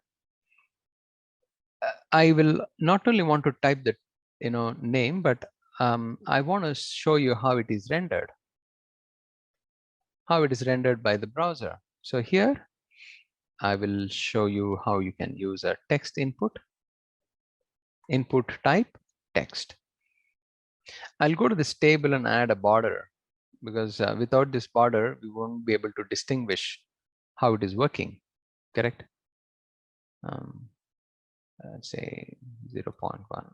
All would be the same. I don't think it would make such a big difference though. No, I can only, I think the minimum is just 1. You can't use. There is a property called padding. I'll give about 10. I don't know if this would work. I think it's called table padding. Nevertheless, I think border would be good enough. Just you'll note this down, and we'll keep using this. There's one more that I want to add: the value that is entered. Value entered, and we'll need one TD tag for that as well. And this TD tag will have a span tag. What is a span tag now? Like the way div tags can be used to group elements, like you want to group paragraphs into one, you can create group articles into one div, sections into one div. You can use span to group inline elements. Now what is an inline element? See, this text that I have written here is an inline element. The value entered here is an inline element. Out of them I want to just select this entered. Okay, how do I do that? Let's say now we have this text called value is, let us say this is a placeholder. I want to select only this text placeholder and then change its appearance. I want to select only this. How do I do that? That is where you use a span tag to select it. Is that clear? But as of now we don't know what to do with that. So maybe if I were to show you, I'll use a style block. We'll be doing this, all of this shortly. So if there is a span tag, I want you to select it and apply a background color of yellow. Let us say, so run this example and it should apply. So I'm selecting only this text. That is why the span is used. Okay, For now, I don't need that, but it was just for you to understand. Don't bother. We'll be doing a lot of things with the span, with the div in the CSS workshop as well, just to get you started. Here I have a span tag, okay, and it is saying placeholder. So I'll give you this file. I mean, frankly, don't like the border that's being applied. So let's get rid of that. But you know how it looks, right? So they have input text and then how it is rendered by the browser, value entered. But since we are battling between anywhere between 700 to 7,000 types of resolutions. I think about 2,000. I'm not okay. These are different resolutions that we are battling with. So each Android phone or each iPhone has a different resolution altogether, and tablets are available, desktops are available with different resolutions. Now people are talking about retina displays and plasma displays and 4K resolution. So all of these devices will have problems rendering these tables. So it is a good idea to avoid tables. I will show you. Tables are meant, see, it's not that you should not use tables, but you should not use tables to do things that are not meant for the table to be used. Many people, including me, when I was working in companies, I was trained to be working with tables to create web applications. That's now a thing in the past. Okay. So moving forward, you should not. I mean, see, many people become very comfortable when there is a structure for the document. Okay. And I don't find, nothing wrong in it. But as I told you, tables do have performance issues. Tables do have accessibility issues. Moving forward, when you develop an application, somewhere, you will have to, the rubber should meet the road, right? So somewhere, your application should be validated and standardized. And that's where, it will be removed. And I don't know of any company which would simply approve of a non-standard application being deployed on their server, because clients are watching them, right? What are they trying to deliver? So I don't recommend you use tables for layouts. If somebody has told you that no, you should be using, maybe they have a reason for it. There are some CMS, the content management systems, that organize things in tables for us, and then it gives. But nowadays, many of them also have moved out of tables and they would be using divs instead. See, why not use a div? Divs are a lot faster in times of the rendering comparison.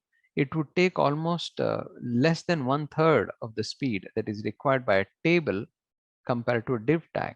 So if you think about the rendering speed, if a table takes 10 seconds, the div will take about 3 seconds there, or less than that. So it's a lot faster is what my opinion is. Okay. But I think, see, as a developer, I recommend you guys to have um, one idea. Whenever someone says something, don't simply accept it just because someone is saying. Go validate it. Okay. Do some research. Then you will realize. Okay, so I'm getting another question. What is the use of TD tag? TD is for table data. So whenever, inside the table, you want to display data, you would use a TD tag. So that's like, the smallest cell that we are using inside the table. So you see this text here is rendered inside a TD tag. This input is also rendered in a TD tag. And these things do get changed. Okay, so I told you, right, when I was in a company, people trained me to work with tables, and that's changed, that got evolved, because there were some problems associated with it. So if there is a requirement for you to create email templates using tables, please go ahead and do it. Maybe they have a valid reason for that. Okay, but just have an open mind when you are learning all of them, and then try to implement it whichever is more appropriate for you. And I'm not an advocate for the good practices, because I have walked a lot of paths where good practices are not uh, well paid. And sometimes, they all have deviations, and they all improve, or they'll all change over a period of time. So first get the approach of whatever makes the boat sail, and then look at the standards and then try and apply them. Okay, so let's now go to the next step. Now what we'll do is we'll apply some different. Okay, here in this example, we'll go create these many inputs. I'll show you how you can, I will show you how you can create a input type search. And so we'll all do that together. Okay, you guys should copy this tr tag, paste it again, change this to search. The input type will be changed to search, and maybe here I will say search, and maybe I'll type text. So that becomes more appropriate. If I go back and refresh, the text value is placeholder, search value is placeholder. Now both look the same, right? They both look the same. What is the difference between these? So you can write some text, no doubt. You can write some text, but hey, what? There is a X mark here, which tells you that you can click on this to get rid of the text. That doesn't come with text. It comes with search, because you can change the search term as you want. You see there is a difference now, right? They're not the same. Just because you said the input type is search, it'll then become search. Now let us clone this. I will now add color. So we have search, color, range, time, date, time, week, month, and number. See, some of these are not standardized yet. I think I've removed it. It was called date, time, locale. I think I've removed it. But again, not all the browsers have the standard support for this. Something that you need to keep in mind. So let us go create all of these: color, range, time, date, time, week, month, and number. Here, this would be color, and this type here would be color, and the color value is here. Let's clone this. Color, we have range, the type input would be range. The range value is here. This is range value. You see, there is a new input type now. I can select color. I can select a range. These are new. And then we can use time, date time, and date. Go back here. We have time. So this allows the user to select a time. See, I can select the time now is 12, 28, 12, 28 p.m. Select it over. Yeah. And you also have date and date time together. So you may want to select the date and date time. I think I'll complete all of them. This would be date and time, date time. So you see the date time doesn't work, but you have something called as date time locale. That is recognized by some of the browsers. See, date time locale is supported. Date time is not. It's something that you need to keep in mind. Date time local, because see, what do you mean by date time? It is the local date time, right? The user is selecting his date and time. So earlier we had the ability to read the date time on the server side. So that is now deprecated. So you have that is being now replaced with date time local. Then we have week, month, and number. So that should be easy for us to complete. Week, month, and number. Week, month, number.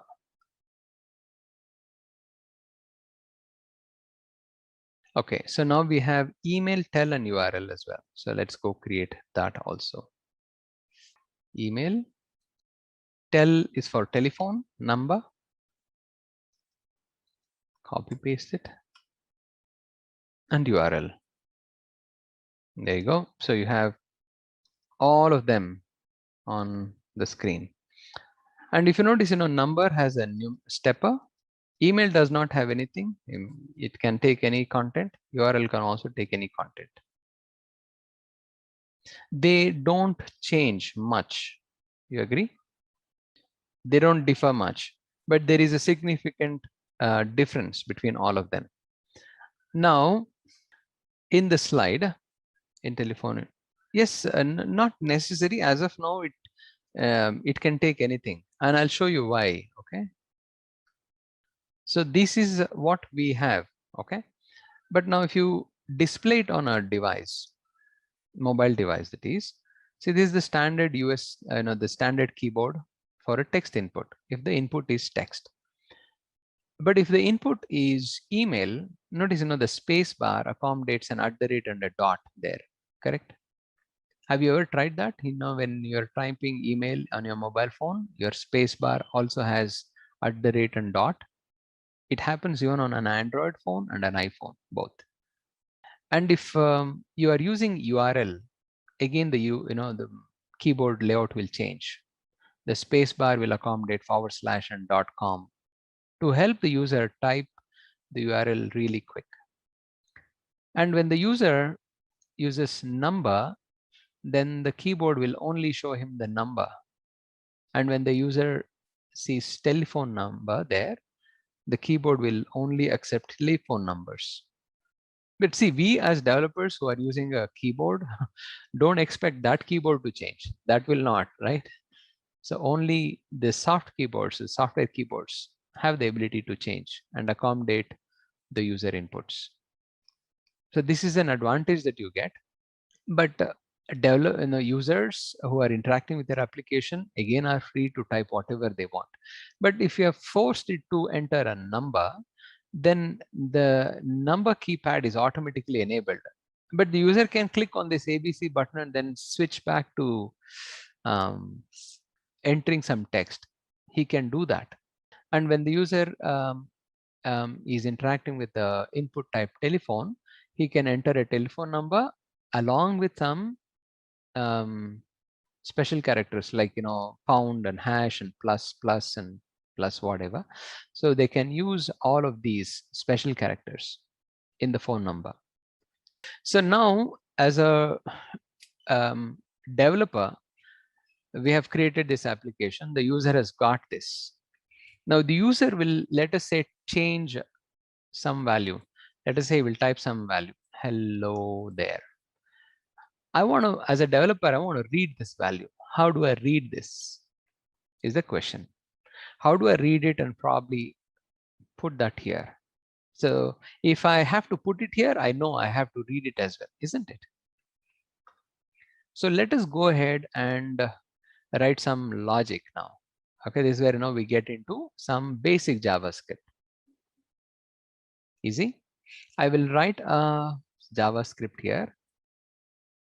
So you use a script block and write JavaScript there. Okay. We will go write a function that can be called.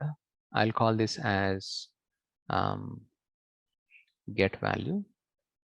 This get value, we'll talk about this in greater detail when we get into JavaScript. As of now, you just copy the snippet.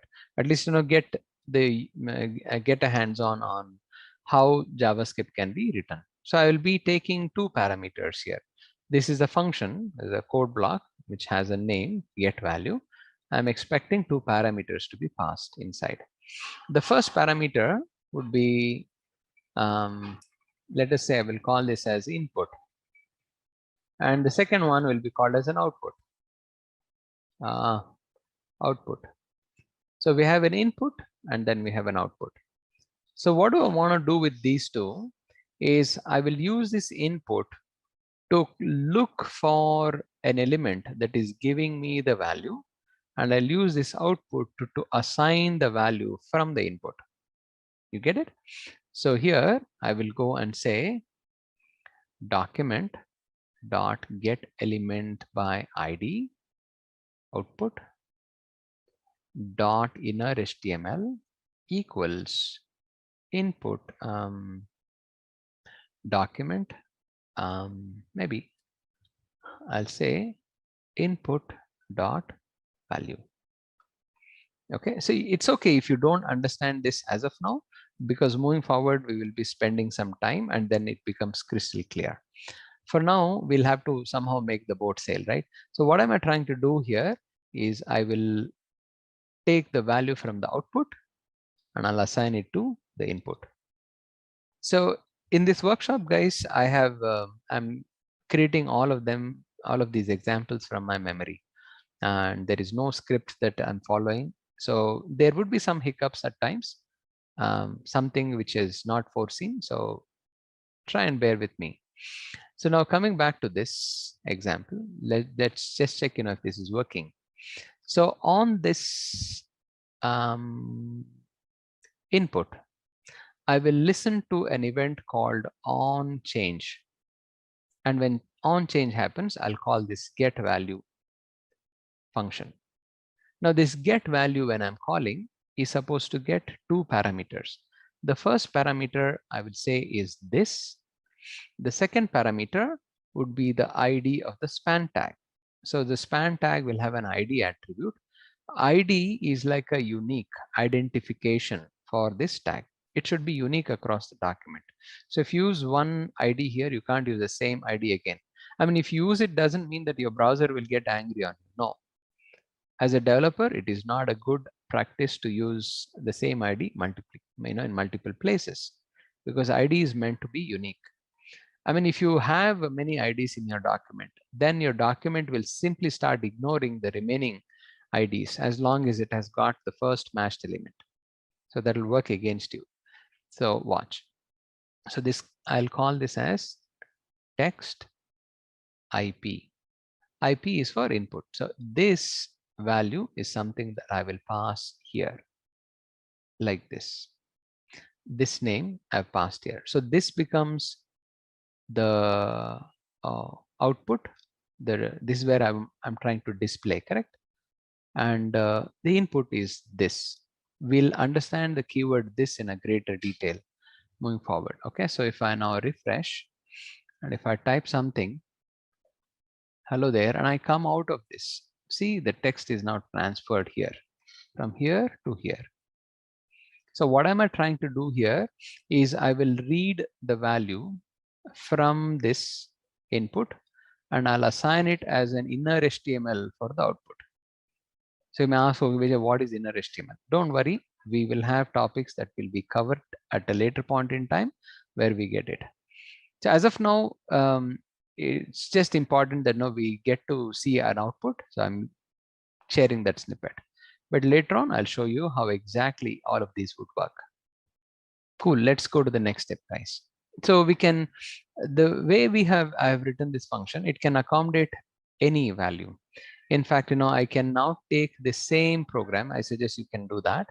We'll have to just assign an ID to the span tag, which will be, starting with this search and end with IP. Okay. So this would be color IP, so on and so forth. So let us go ahead and do that. Here, the span will get an ID, search IP, search IP. So I got search and IP there. And on this input, we'll go use that on change event and we'll say get value and we'll pass the keyword this, and then in quotes, I'll pass search IP. So if I now go back, refresh, if I type something in the search, if I say football is here. If I go back, cricket would be displayed here. Easy. So you can now try with all of these. Like for example, go to the span tag and assign an ID as color IP. And I go to this input and type on change get value and pass the keyword this, and in quotes I pass color IP. That would also display the color now. So if I click on this and select some color, okay, select the color. You can also use this color picker to pick any color from the document. So if I come out of it, it gives me the hex value of the color. Okay, frankly, I can use this to do something. So I can now work with all of them. Cricket. I'm not a big fan of cricket. I hate it. But nevertheless, I'm using it as an example. Hello there, and it. Okay, so here I can select this range, and then I can get the value here. So in order to do that, go to the span, and I'll use an ID and say range IP, and I frankly, I can copy this. It looks like, I will be doing this for a lot of them. So this would be a range IP. So go back, refresh. So when I'm changing, see, I'm able to get. And what we understand of this range is the minimum is 0 and the maximum is 100. And we can set any value in between. Easy. Similarly, we'll go ahead and add this on all of these inputs. Input on change. This would be time IP. And this would have an ID called time IP. This is date IP. This will have an ID as date time IP. It should have been date time dash local, but in JavaScript we can't use the minus symbol because this would be treated as minus. Okay, so I'm escaping that.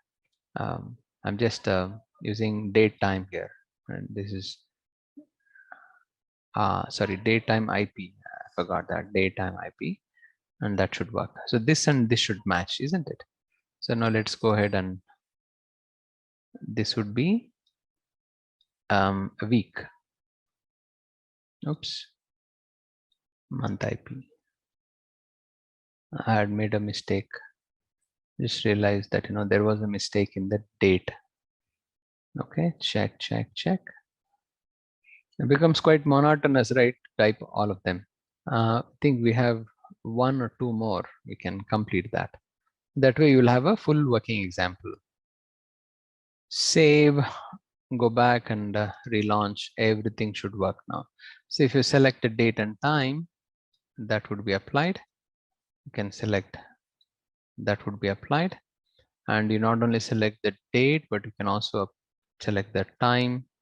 That would be applied. And we can select a week. It tells you the week of the year that's taken. We can select the month that's taken. We can also change the number. There is a problem, month and number, the conflict. Let's say month and number. Yeah, so this should be month and this should be number IP, correct? Copy paste problem. So month and number, that is fixed. I don't think anything else has that problem. Let's go back, check, refresh. I can select the week. I can select the month, working. I can select the number, that's working, and add an email. I'm putting my email address. That should accept. Telephone number, some number. This is not my number. I've said 987654321. Okay, that works. I can put the URL http://www.google.com. That should work. Okay, so you saw how you can use these inputs, and you saw how you can extract the values. Moving forward, we'll have a lot of business doing this because most of the PHP would be related with forms. We'll be using users inputs and validate them inside. Okay, moving forward, I would want to make this look like a decent web page. Now, how do I make it? So as of now, this looks like this. Doesn't look like a page. It doesn't look like a website, web page, right? How do I make it look like a web page? So there is a library called Bootstrap that we can use. Getbootstrap.com is the website. I'll walk you through this. We are not going to do this. Just make a note. I'm just trying to tell you that there are flavors available. So you don't even have to write your own CSS. Just a quick info, guys. Intellipaat has a PHP and MySQL certification training program where you can learn all the important concepts from industry experts and gain real world exposure to these technologies. You can use this CSS sheet that is already provided to you by best of the best companies. Twitter is created by Instagram people or Facebook rather, and in fact it was created by Twitter group, and people started realizing that, I mean, people in Twitter started realizing that, yeah, Bootstrap is going to help many other developers, and they open source it. So we can use this. It's available. You can simply attach to your application. Notice there is a CSS library here. You can attach this to your document, and your document immediately starts becoming, better. See, I'll just copy this and I paste it here. You don't have to do this because we are not going to do this either. I'm just showing you. See, if I now refresh, see, your document immediately changes, right? And you can then start attaching, all the different features that Bootstrap does offer. You don't need an in-depth workshop on this. It is like this. You learn a small part of it, and then you get comfortable with it, and then you extend your learning, and so on and so forth. So if you want to create a navigation, that is, if you want to create a navigation um, out of this, it's as easy as working with Bootstrap here.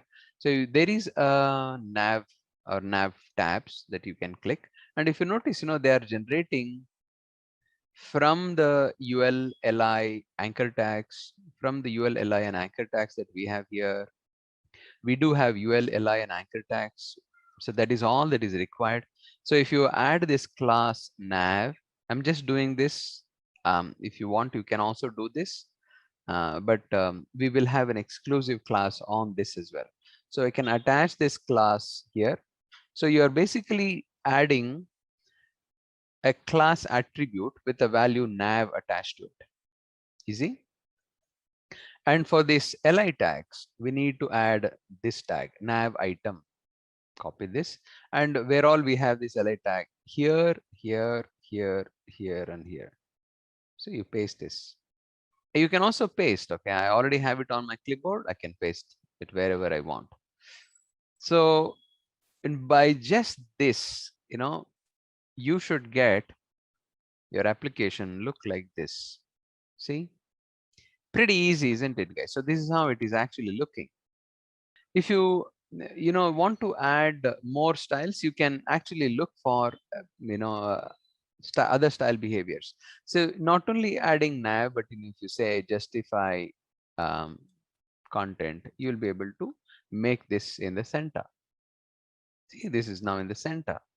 If you want that to look like a bubbles, you can. There's one more style that we can add onto it, like this nav pills. So this will make it look like nav pills. I mean, you can stack all these classes onto your element. That's what I'm trying to say. See, it's pretty easy. Now you can also say, Vijay, I want to add on to a very specific element, not onto all of them. Of course we can. See, as of now, we have made all of them active. That was a mistake. Not all of them are active, right? At any given point of time, not all the links should be active. So if I now go back, not all of them are active. You can actually click on in each one of them, and it is trying to navigate. As of now, we have not created these links, but when we create these links, you'll actually see them changing from one to another, exactly like this. Now, this is one of the CSS in frameworks that we have. We have others as well. So you can also use something called as foundation. It is by a company called Zub. This library is used by Facebook. Okay, so if you can click on download foundation, so of course this downloads as a zip file. we still can click on getting started. There used to be a CSS file for download for link. So the idea here is, you can also um, um, use this library. I'll show you how you can use this as well. It's pretty easy. Okay, so they have removed. There are some case studies. There are some resources. So you can probably click on one of these applications that has been developed using Foundation. Okay, so you definitely have a lot of help, and if you want to create something from start, which already has some amount of content for you in place, you can click on this. This will create a news magazine theme, and the CSS is already loaded for you. Okay, so you can use them. Maybe in the next couple of classes I'll show you how you can use one or two of these, and then you can start learning. But what am I trying to say here is there are many libraries that are out there that can help us. It's not that you have to write everything from scratch like the way we did. Okay, but however, it always pays if you know what exactly these libraries are doing implicitly. So I'll go ahead and delete them. Okay, I'll go ahead and delete them. See, because this workshop is all about creating everything from scratch. That way you will know exactly why this line exists. However, once you understand how these libraries are functioning, you can go ahead and start using them. You don't have to write everything. But why would you need to know all of the syntax? Because it's usually that you don't want to use somebody else's library as it is, and if you have to make some customizations, you know exactly where to make such changes. So you come down here, and let's say I would want to make it look like maybe something like this. Okay, but not the nav part. It is possible, we can do it, but just that it will take more time. So we'll just stick to some basics. So as of now, this is looking like this. This is the same document that you also should have, correct? So now I'll go ahead and write some styles from the scratch. Now I want to make a selection onto this header. I want to select this header. How do I select this header? Header is the name of the tag, correct? So I can directly use that header like this. And using these curly brace, I am assigning a style property to this. In fact, this is called a style declaration block.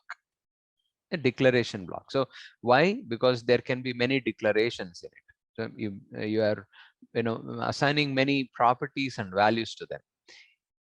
So this is a declaration block. So this is a selector.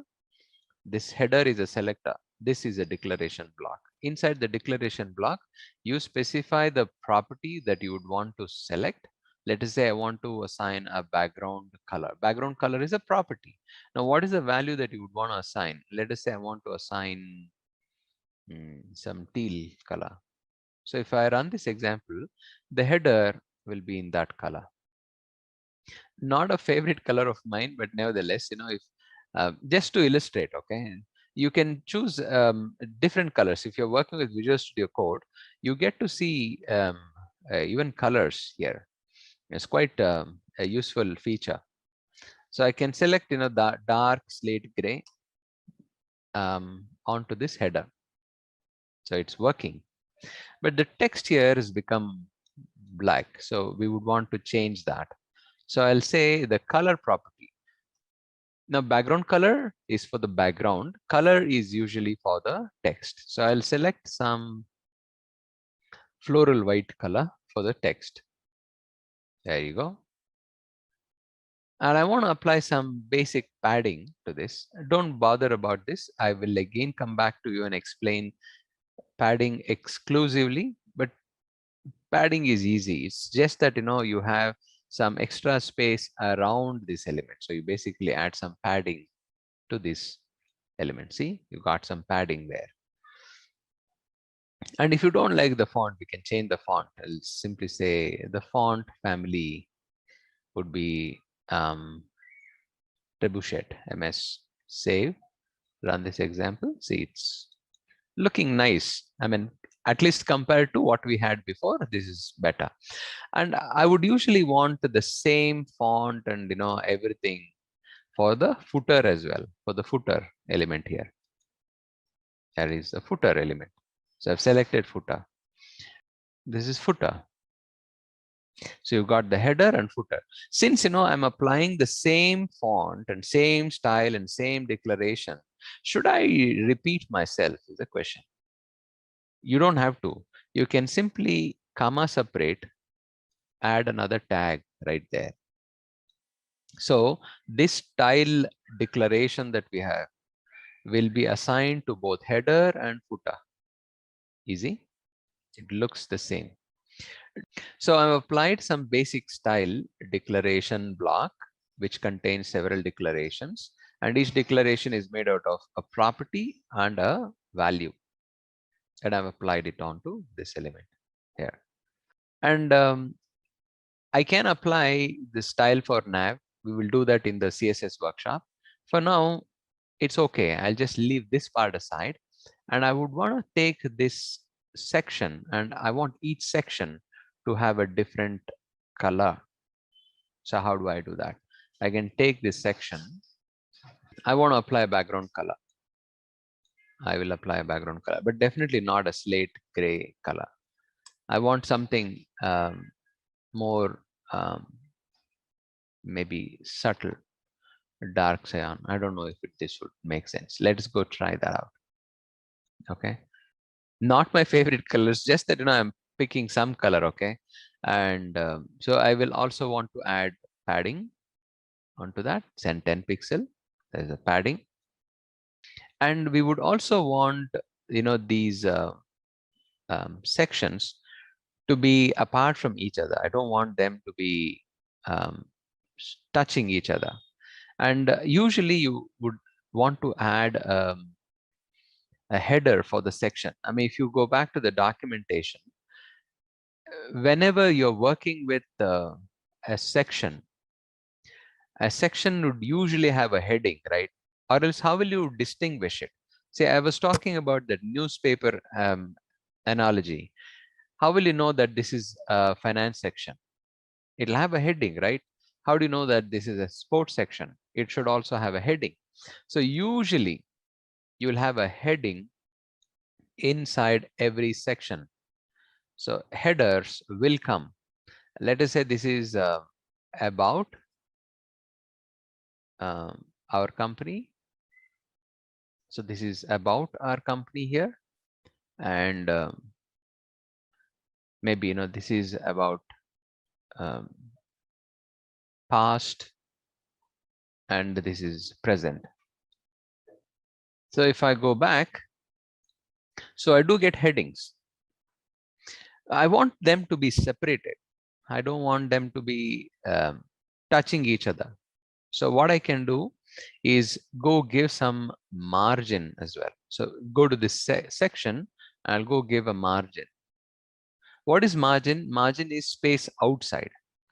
And where all do I want a margin? I want to have a margin on the top, and I want it to have margin on the bottom, not onto the left and the right. So I can say margin top is about 5 pixel, 10 pixel maybe, and I want margin on the bottom as 10 pixel. So if I go back, see, on the top it has 10 pixel margin, on the bottom it has 10 pixel margin. And you may say, okay, Vijay, but this one in the bottom should also have 10 pixel in the top and 10 pixel in the bottom. Sure enough, it has 10 pixel in the top and 10 pixel in the bottom. But both of these are asking for 10 pixel. So that would have made it 20 pixel.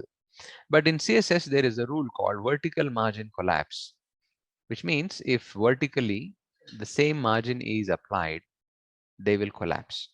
So they will still use the highest margin. So that will make sure that you have 10 pixels only, because both of them are asking for 10 pixel, 10 pixel. So it would be 10 pixel. So that would make your application look like this.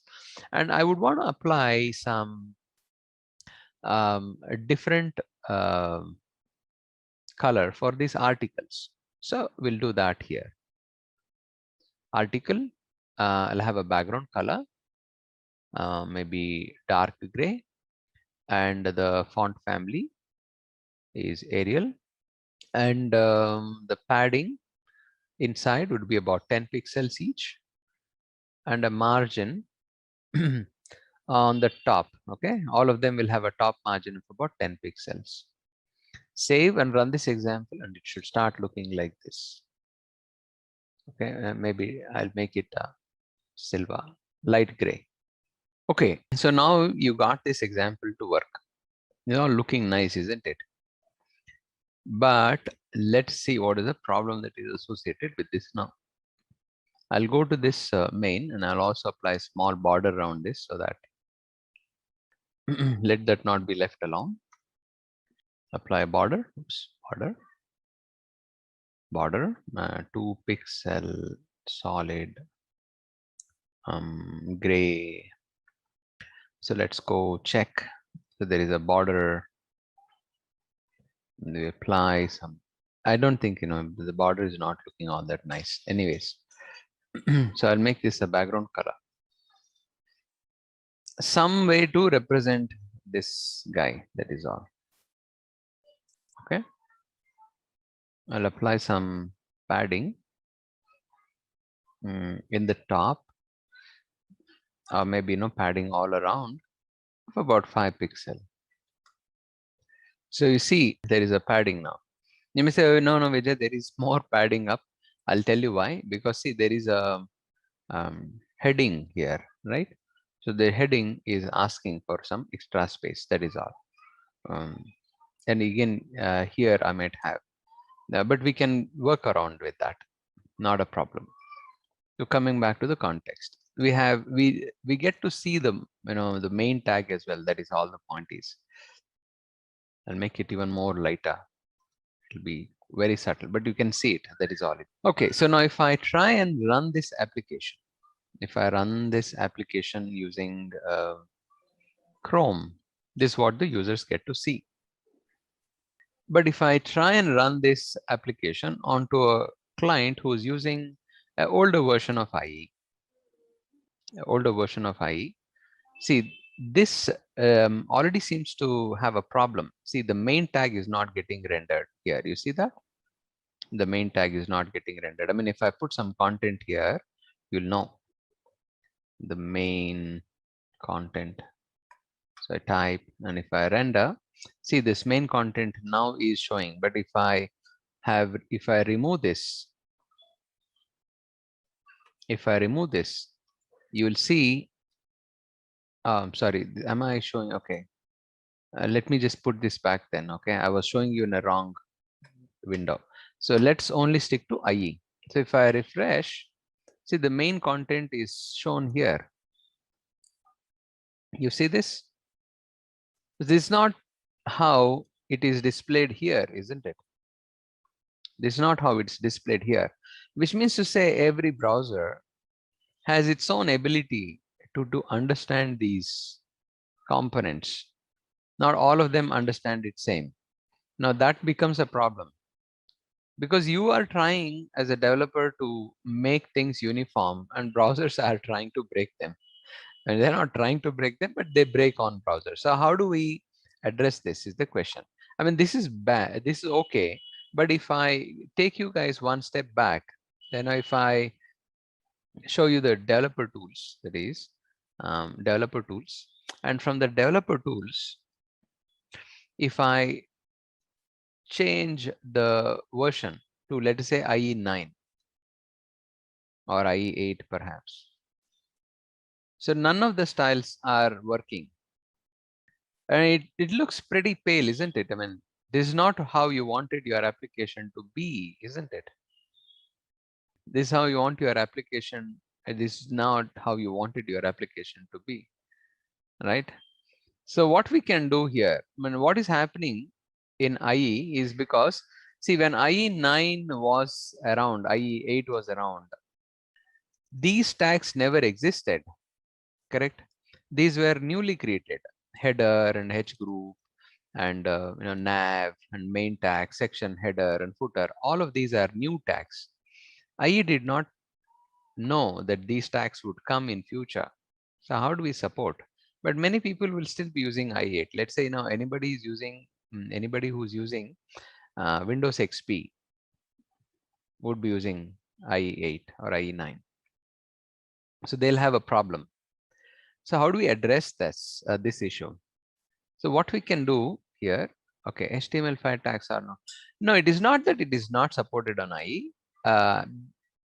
It's just that HTML5, which was introduced in 2004, 2005, they these tags were created, but I was created much before, so they did not know that these tags would be coming at a later point in time, correct? That makes sense. So now you will have to educate the browser that yeah, these are tags I want you to render. How do we do that? Okay, so I'll show you how you can write a small snippet to get this job done. And in fact, there are libraries that are written. In my slide, you will realize that there are some 2 slides that I skipped. There is one library called HTML5 SHIV. In fact, they should have actually called it as SHIM, SHIM. Some mistake by one of the developer, he called it SHIV instead of SHIM. So shimming is a way of creating fallbacks for your content. Okay.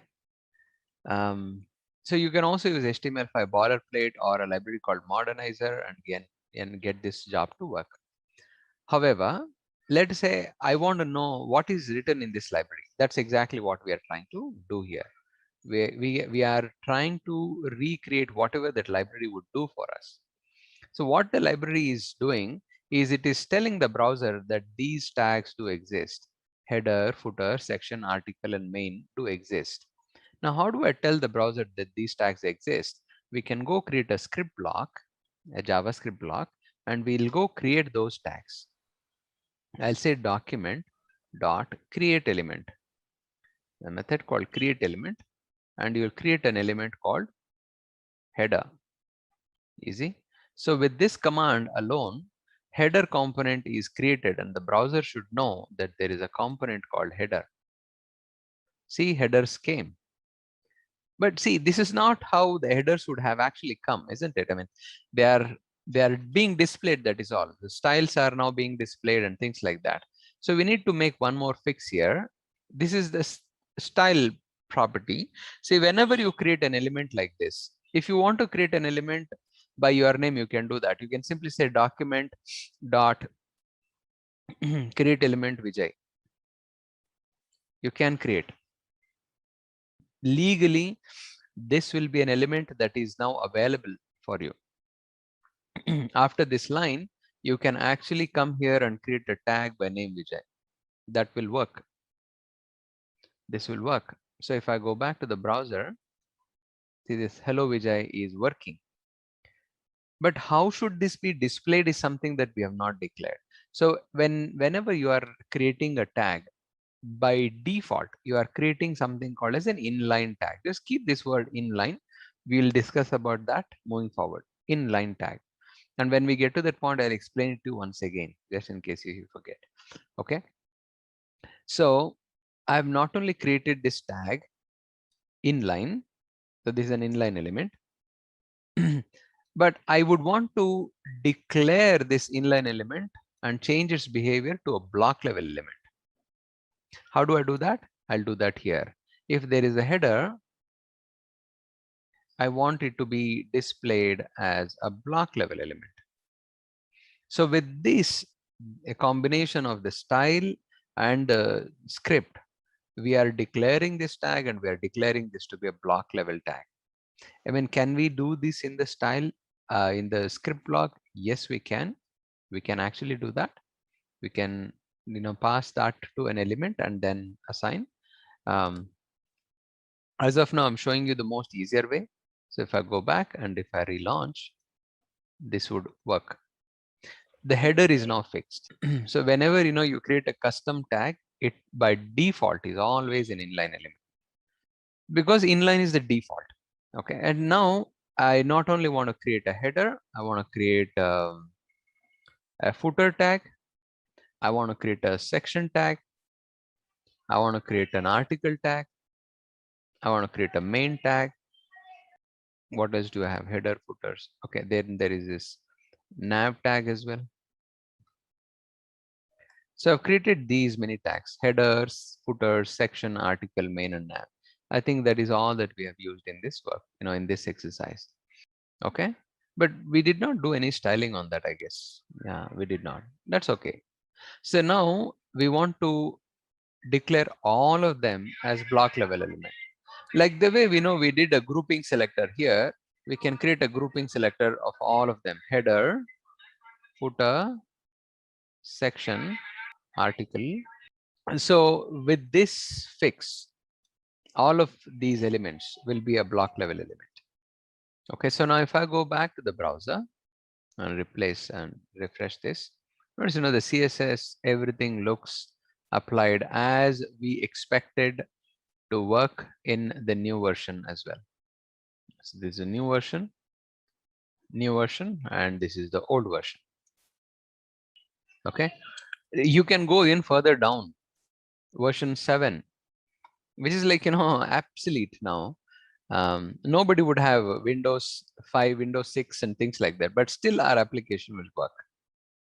So you should know what is wrong and how you can go fix it. Now, to help you, there are some libraries that are written by developers and that can be used. Now you may ask one important question, Vijay. I know that these syntaxes are helping older browsers, correct? Aren't they helping older browsers like IE 9 and below? But now the question is, why should I have this in Chrome as well? Even Chrome will have that same script block, correct? Because we have written in the page, it should be available everywhere. It is available on Chrome, it is available on Firefox, it's available on IE, it's available everywhere.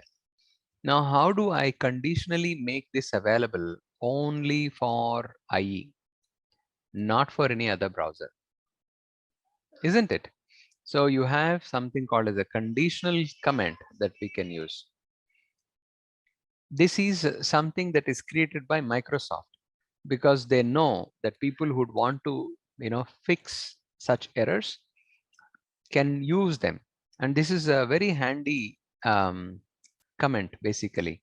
If you want to create some styles specifically for IE, you can use this. This is only for IE, okay, not for Firefox and not for Chrome. So here I come and then I add this this style. What do you read from here is that if less than IE9, okay, if less than IE9, this script block will be executed. That's what it is trying to say. I don't want this script block here. I will push this script block inside instead. Now you all say, no, Vijay, this is a comment. Yes, this is a comment for the rest of the browsers. And we can also cut this. I use a style block. So is this now justified? Yeah. So what I did earlier was an inline ending tag. So now this is style and this is script. Both of them are in a conditional comment. If I go to other browsers and refresh, and if I just inspect, this is a comment here. This is a comment. It did not uncomment itself, correct? This is a comment. But if I go to IE, which I think I have closed, let's go back to IE and load this document and press F12, and we are seeing IE8. See, if I go to IE11 and in the DOM Explorer, you will see that in the head tag, this is a comment, correct? Can you all see that this is a comment here? I'll just expand this little more. So you see, this is a comment. Why? Because I'm using IE11.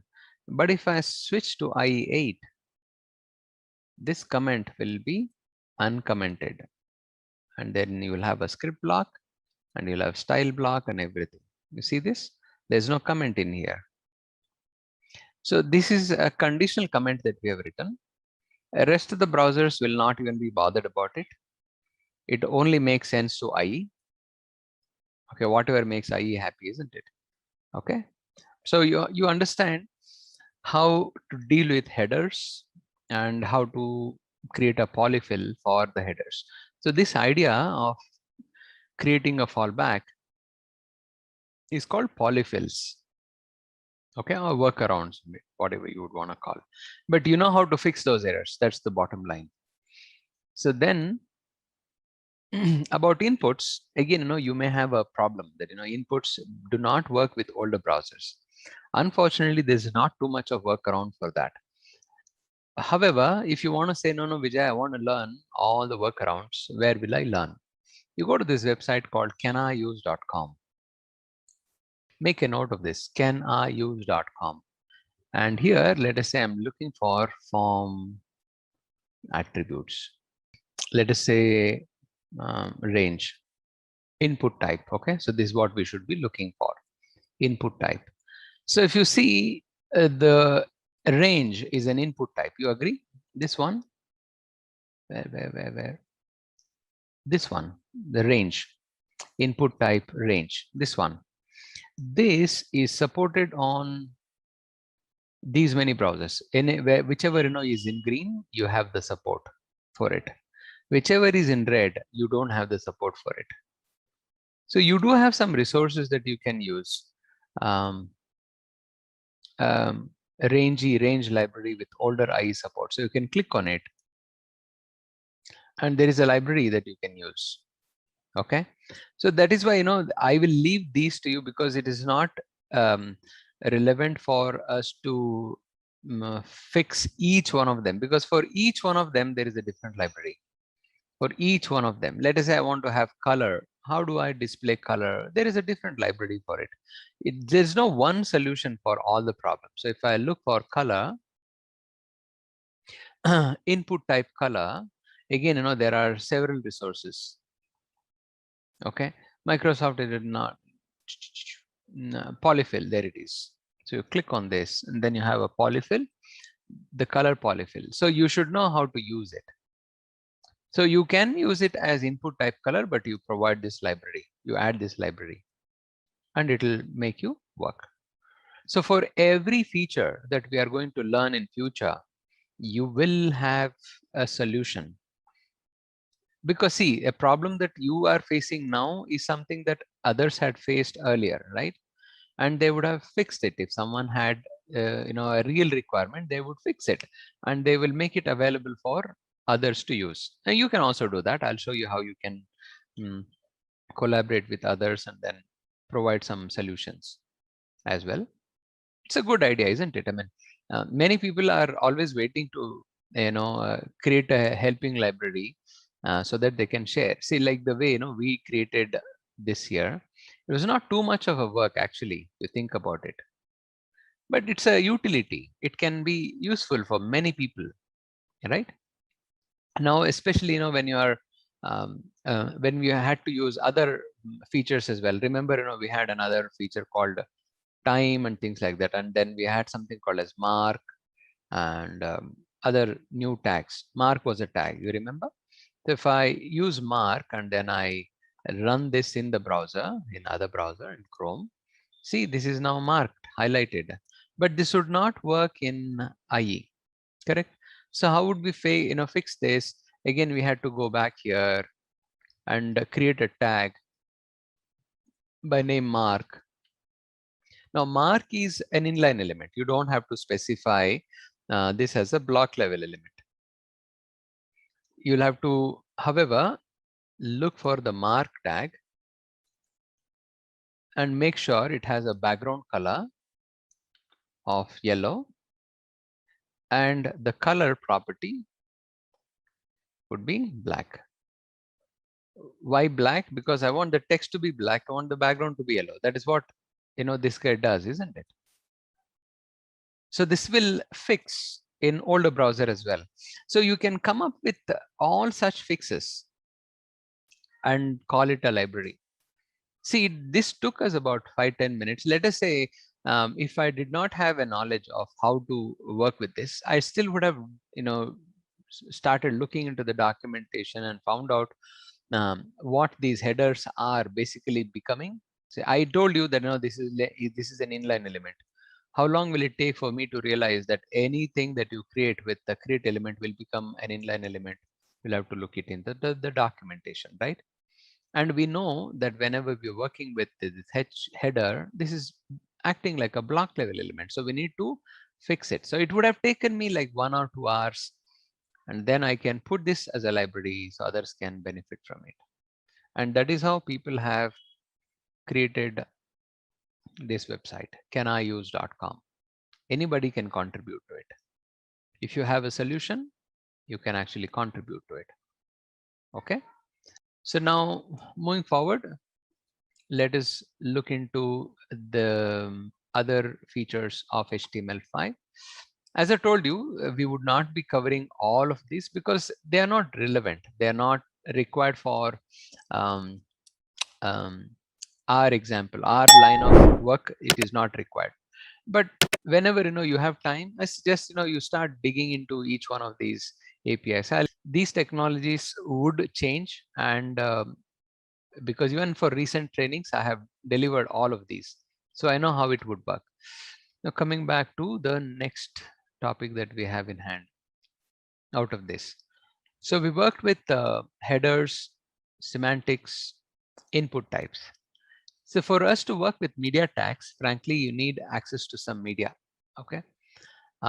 Maybe we will use this at a point where we are really bored with the current topic. That way we can play some sounds and songs and video files. That is what is the purpose of the media tag. I'll take you to the next one, which is working with the form validation, working with local storage. And maybe in this workshop we'll also address web workers. WebSockets, we need some server-side integration. Or let us see, how far we can go today without, pushing too much. So we should be able to comfortably cover a few of these. If not, we'll, switch gears and we'll probably learn something about a canvas as well. Okay, that's a cool topic to know. And then we'll also cover some geolocation. Okay, so maybe we'll first start with geolocation, then we go to form validation, and then I will show you the local storage. And if we still have time, I will take you to web workers, or maybe we come to canvas. Okay, so let's begin, guys. So this was step 3. So what I'm planning is I will go create some folders. Call this is day 1, day 2, day 3, day 4. I'll push all of them in the day 1 folder. Now I'll go create another folder, day 2. And here I will create another example. Step 4, geolocation.html. Okay, so we have our application ready. So what is geolocation? What is the advantage of it? And when do I use it? So I have some slides for that. So let me help you walk through that. Just a quick info, guys. Intellipaat has a PHP and MySQL certification training program where you can learn all the important concepts from industry experts and gain real world exposure to these technologies. There it is. So geolocation is the HTML5 browser API. The browser API means to say this is a feature that is enabled because of the browser. Browsers support it. Okay, not that HTML tag. HTML tag can leverage, but somebody will have to give us the resource, isn't it? Browsers do that. And geolocation can be obtained in different devices in different ways. For example, if you are sitting on a computer which will have a network cable attached to it, then we will be able to derive it from the IP address. Okay, that IP address tells you from where you belong. Okay, you can also do this via PHP, but you can do this with HTML as well. If the user is using a Wi-Fi spot, that if you are using a laptop with some Wi-Fi, we'll be able to derive the Wi-Fi spots location. I mean, are you in an airport? Are you in a mall? Are you at your home? So we'll be able to derive that. So this is like, a street level accuracy can be obtained. With an IP address, an area level accuracy can be obtained. Then we can tell you that he is in this area of Bangalore, he's in that area of Chennai, he's in this area of Pondicherry, he's this area of Jammu and things like that. But we will not be able to specifically tell where exactly with the IP address. But with Wi-Fi spot, we can specify and tell, okay, this is in the block level, this is like building level accuracy can be obtained. With the GPS, however, if you are using the same application on a mobile phone, the mobile phone has something called as GPS. So with GPS, we will be able to accurately identify even to some feet, like 10 feet, 15 feet, 100 feet, and things like that. So geolocation helps us to locate the user's position. Again, there are few other technologies that will go hand in hand with geolocation. Geolocation will tell you the longitude and the latitude. But when you have the longitude and latitude, how will you locate on the map?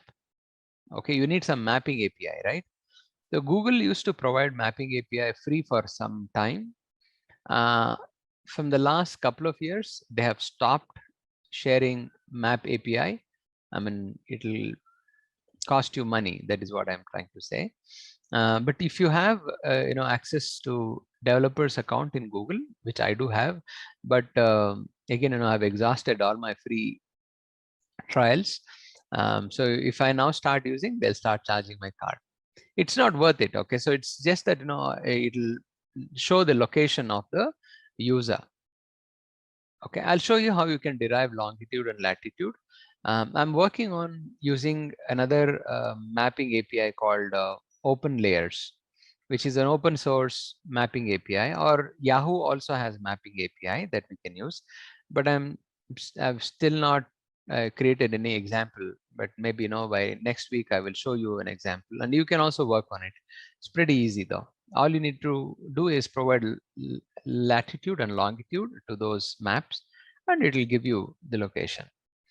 So now the question is, how do I derive, or what is the API that is available to derive these longitude and latitude? So navigator refers to the browser. So this browser, Chrome, is referred as what? Navigator. If a user is using Firefox, that would be the navigator. If the user is using IE, that would be the navigator. So the navigator, this property refers to the browser that the user is using. Okay, so now navigator will have a property called geolocation. If it is available, we can call these three methods: get position, get current position, watch position, and clear watch. Now the difference between these is that this get current position will make one short request. It'll just make one time request. It will not keep making a request every now and then. Okay, but on the other hand, watch position will keep making a request every few seconds. The time, the duration, or the interval can be set by us. But the watch position will keep making a request once every few seconds, once every few minutes, to find out where the user is. I mean, this is what we would be using if you're using a mobile application to access your location. Because if you keep moving, your location will also keep changing, isn't it? You've seen that on your mobile phone. But now that you are sitting on a in your home, and maybe if you are having a desktop, not a laptop, it becomes pretty difficult, right? I mean, you'll have to move around with your desktop and see if the location changes. That's not fair. So if you're using a laptop or a mobile phone to access this application, you'll actually see this change. Okay, I'll show you how you can do that. But if you are working on a desktop, it's a good idea that we'd use the get current position. The methods, the properties are same for both of them. Get current position is a one shot request. Watch position is a multiple request. And then you also have something called as clear watch. Now, once you've started watching, you also would want to stop watching, right? So how do you stop watching for the change in the URL, change in the location? You call the clear watch and set the watch position to it, and then it will stop watching. Okay, so let's see how it can be done. And this get current position again, guys, will give you a success function or a failure function. In fact, get current position method will take 3 parameters. The first parameter is a function which will be called when there is a success. That is when the geolocation was obtained. That's a success function. If the geolocation is not obtained, that is an error function. That is a failure function. Then we have a configuration object that takes several parameters from us. Enable high accuracy is by default set to true. If you don't want to use enable accuracy, only then you say enable high accuracy false. I don't know under what circumstance you would want to do something like that, but enable high accuracy default value is true, which means to say it will fetch the accurate results. Then we can also set timeout here. This is where that interval will be set.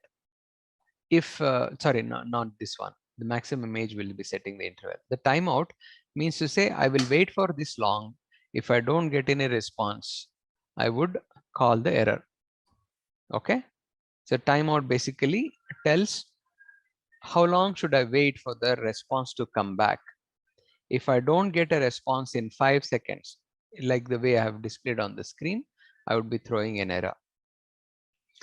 And the third parameter, the maximum age, tells how long should the user use, or how long should the device use the current location as the active location, which in other words, with what frequency should I make a new request to find out where the user is. Okay, so this maximum age provides the interval with which I'll have to make a new request. So I've shown 6 seconds, which means to say after 6 seconds, I'll make another request and find out if the user has moved from his location. Okay, so there is a lot that actually goes in between as well. So the maximum age is quite a dynamic property. It is not going to be 6 all the time. Let's assume the user is in the same place. So the browser will realize that, okay, his position did not change, and the maximum age property will be automatically keep increasing. Okay, so the browser basically does something like that. Okay, so let's see how we can leverage or use this. This is an example for geolocation. So I'll put some logs here. I'm using a UL tag with some LIs in it. And let us say we would want to have about 4 of them. So notice, this is an emit code. UL angle bracket li multiplied by 4, which means I want to have a UL, and inside the UL I want to have an li, and I want to have 4 of them. That's what you get. Okay, so this is the snippet. Make a note of that. So I'll leave this snippet here. So with this I get this, and inside this li tag I want to display the longitude,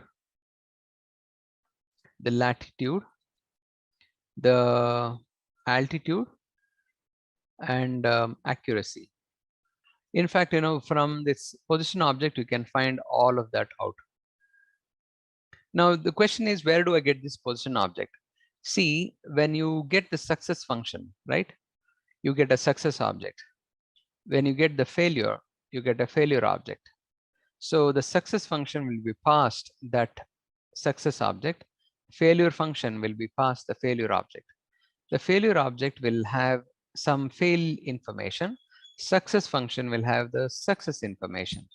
And a part of the success information is that you get something called as chords. So from the position, you can derive something called as chords. Chords stands for coordinates. And from the coordinates, you can find out the latitude, the longitude, the accuracy, the altitude, and the speed and the heading and all of these details. Out of these, you can see that these are marked in red. They are marked in red because they are not available on the browser as of this date. But what we can expect is we can understand when that request was made. So we get a timestamp, and what is the latitude, what is the longitude, and what is the accuracy of that longitude, latitude. This accuracy will return the value in meters. So from the location that I'm about to discover, how long do you think I am? Okay, it gives you in meters. If you are in a situation where you have LAN on, to your desktop, this will be sometimes even in kilometers, but the duration, the distance is in meters. You'll have to divide it by 1,000 so that you can calculate the kilometers from that. However, I'll show you my location. Okay, so altitude is something that we won't be able to get. So what we will do is I will use this to be a timestamp. So I'll put the timestamp above. So I want to know when this request was actually made. Okay, and I'll go create some span tags here. Each one of them will have a span tag where I will be able to put some content. And these span tags can have an ID. I'll go give an ID. Each one of them. So for example, this would be TS for timestamp. I'll call this as lon for longitude, lat for latitude, accuracy, ACC is for accuracy. So we've got all of these configured. Easy. So now I have to start writing the script block. Inside the script block, the very first thing that I will do is I will wait for the browser to tell me if there is a navigator's geolocation available. So I'll use a condition to check if the navigator has this property called geolocation. If the answer is yes, we know geolocation is available. If not, we'll have the else command running. Okay, and as usual, I'll have to wait for the application or the browser to basically load itself and only then run this command. So I will write this command, window dot on load. That is, when the document is loaded, I will have this function being called, and inside this function I will do a check. I'll do a verification. Okay, just pay attention. Okay, it's important that you understand. So maybe here I will write one h1 tag which will have an ID called log. This log is what I will address here. Document dot get element by ID log, and the inner text equals available. Here I will say is not available. Let's go check this in the browser if this part is working. This geolocation is available. I'm working on Firefox. If I'm on Chrome, it tells it is available. If I run this same example on, let's say, IE, it's available because I'm working on the new version. So if I go back to i8, say it says not available. Now it is available. Now it is not available. So unfortunately, geolocation is one feature. If it is not available, it is not available. But however, there is a library called GeoJS, which you can use to fix on older versions of IE as well. But again, geolocation does not support very old versions of IE. It has some limitation. It can only go so much back. So is this clear so far that we have sniffed and found out that the geolocation is available, correct? Now, if it is available, then we have to do something. If it is not available, we'll have to put a message that, please download a new version of your browser, and then we'll be able to serve you this application. So if the geolocation is available, we will now use the navigator dot geolocation dot. See, you see these methods: clear watch, get current position, and watch position. I'm using get current position.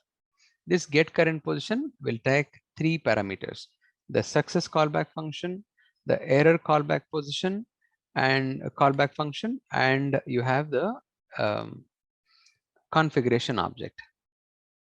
See here, see success callback, error callback, and an option. So we discussed about all three, correct? In this slide, you recall this one, success function, error function, and a configuration object. And since we are working with get current position, I want to go with all the defaults. So as a default, enable high accuracy is set to true. Timeout is not set, which means to say it will keep waiting forever.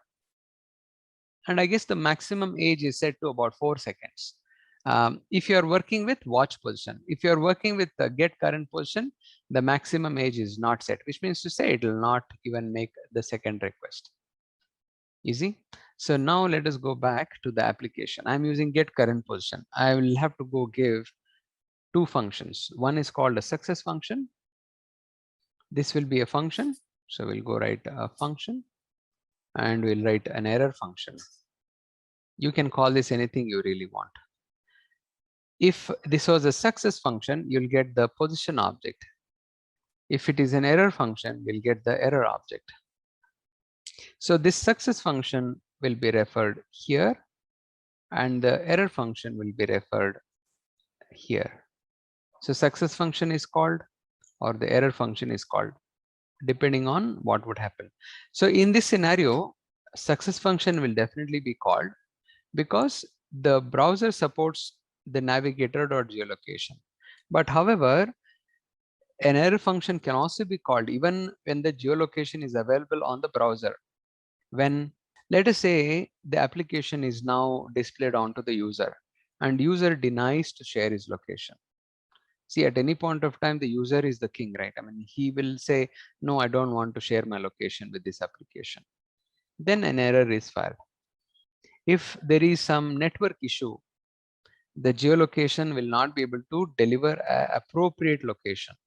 Then an error function is fired. So there are scenarios where the error function will be fired in many cases.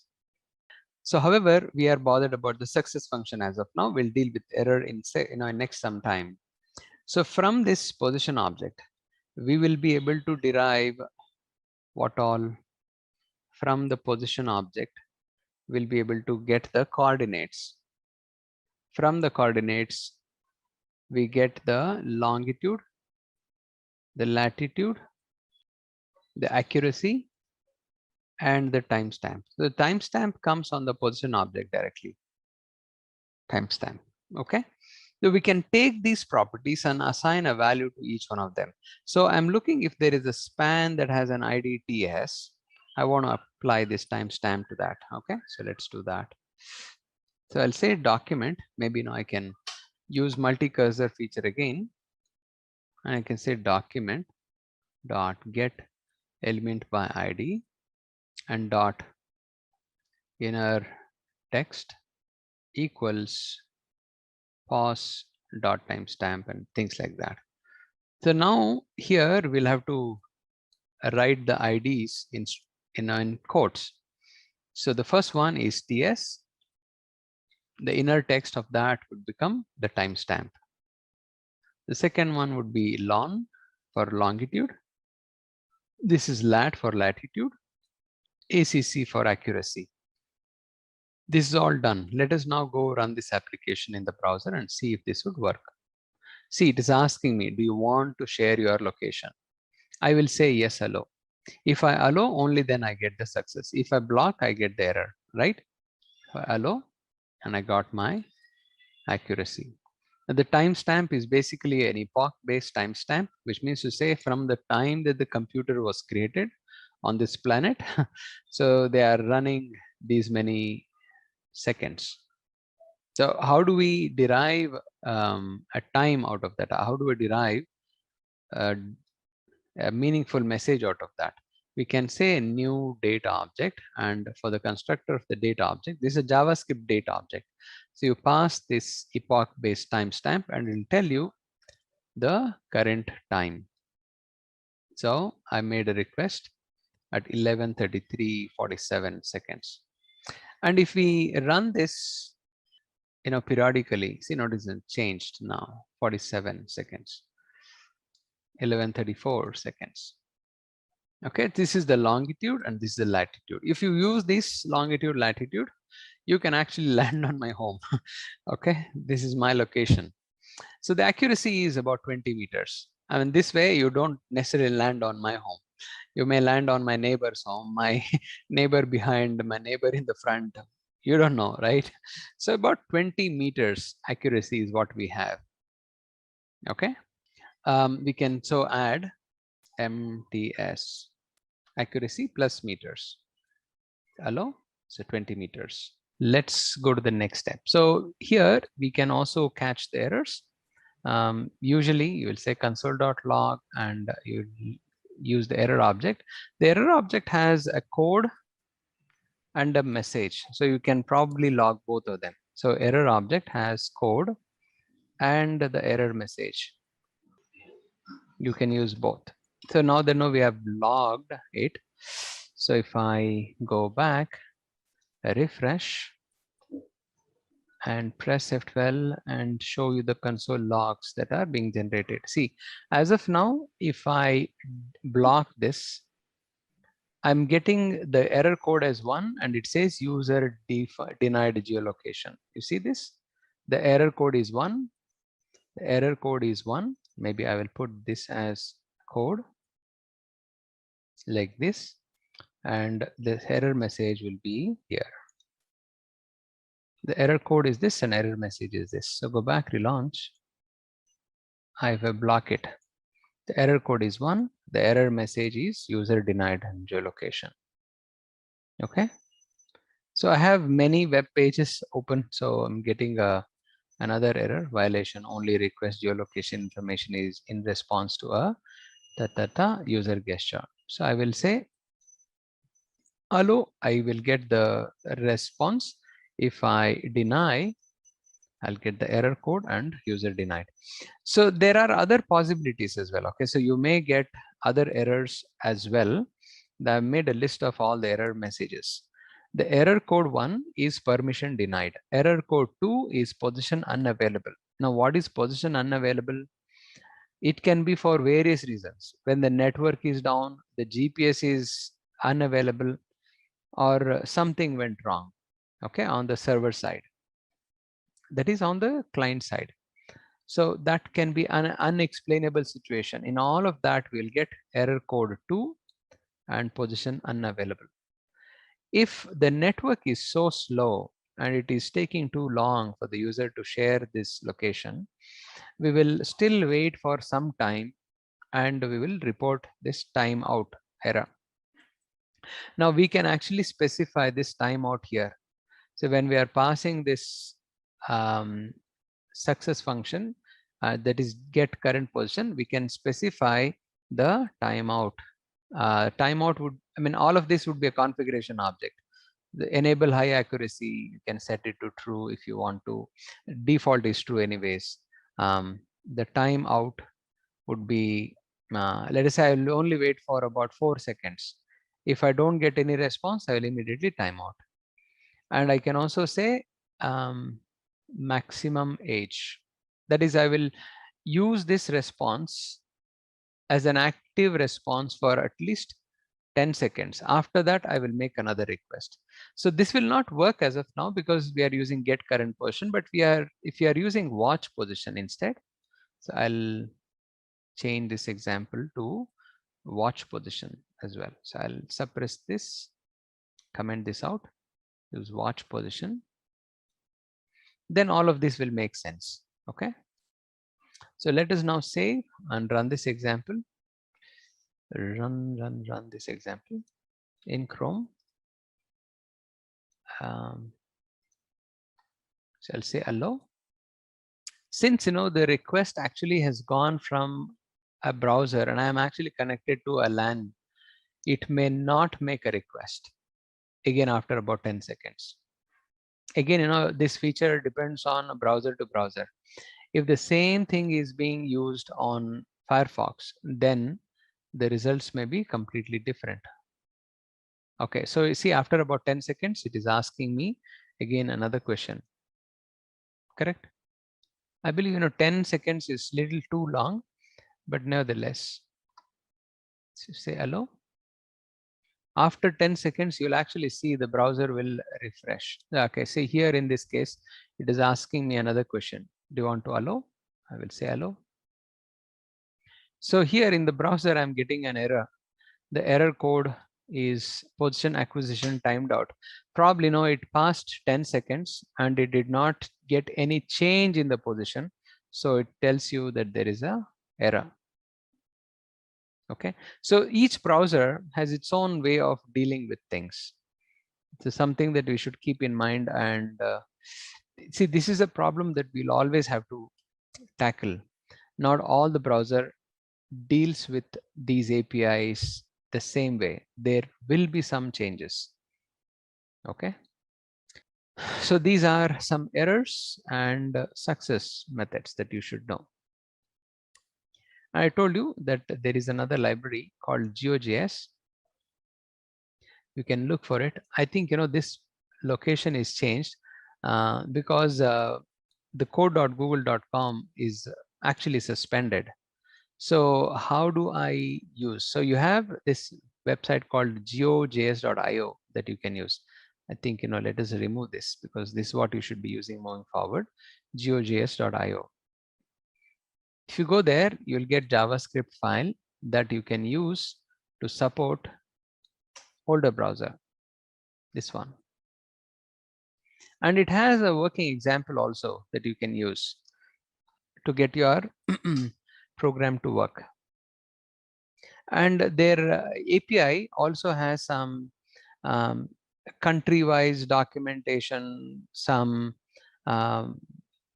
Wi-Fi level location. So it is, as of now, telling that no, this is my IP address and I'm using Airtel. I'm from India, I'm from Bangalore, I'm from Karnataka, and this is my longitude and this is my latitude. It is, this guy did not even ask me my permission, right? Which is bad, but he's able to do that. So you can use geojs.io and get this example to work as well. There should be some examples of working with map API as well. So you have geo, PTR, and country and IP and things like that. I'm just looking, if I get any snippet for with Google Map, I can show you that. There will be, okay, but nevertheless, later I'll show you how you can use the Google Map, not Google Map, but at least open layers and things like that. Okay, you know that there is an alternate available. Okay, keep that in mind. Let's go to the next step. So that's about geolocation. The next one that we will have, offline API is deprecated, so we are not going to use it. Even if I show you, it will not work for you, because this app cache internals was deprecated some years back. So we'll go to the next API that we would be using in this workshop, which is doing some basic validation. Where is my slide? Here. So we spoke about geolocation. Now we'll speak about form validation. As we still have about an hour plus, right? Another hour plus 5 minutes or so. We should be able to easily cover form validation and local storage easily. If we still have time, I'll show you Canvas. Now, this form validation is quite different from the JavaScript way of validating. I'll show you JavaScript validation also. I'll also show you how you can do the validation via PHP. So you will have many ways to implement this validation. As of now, I'm showing you how you can leverage on the HTML5 validation API. So let me change this to form validation. So we can create a validation for a text input, for a number, for a telephone number, for email, many such things.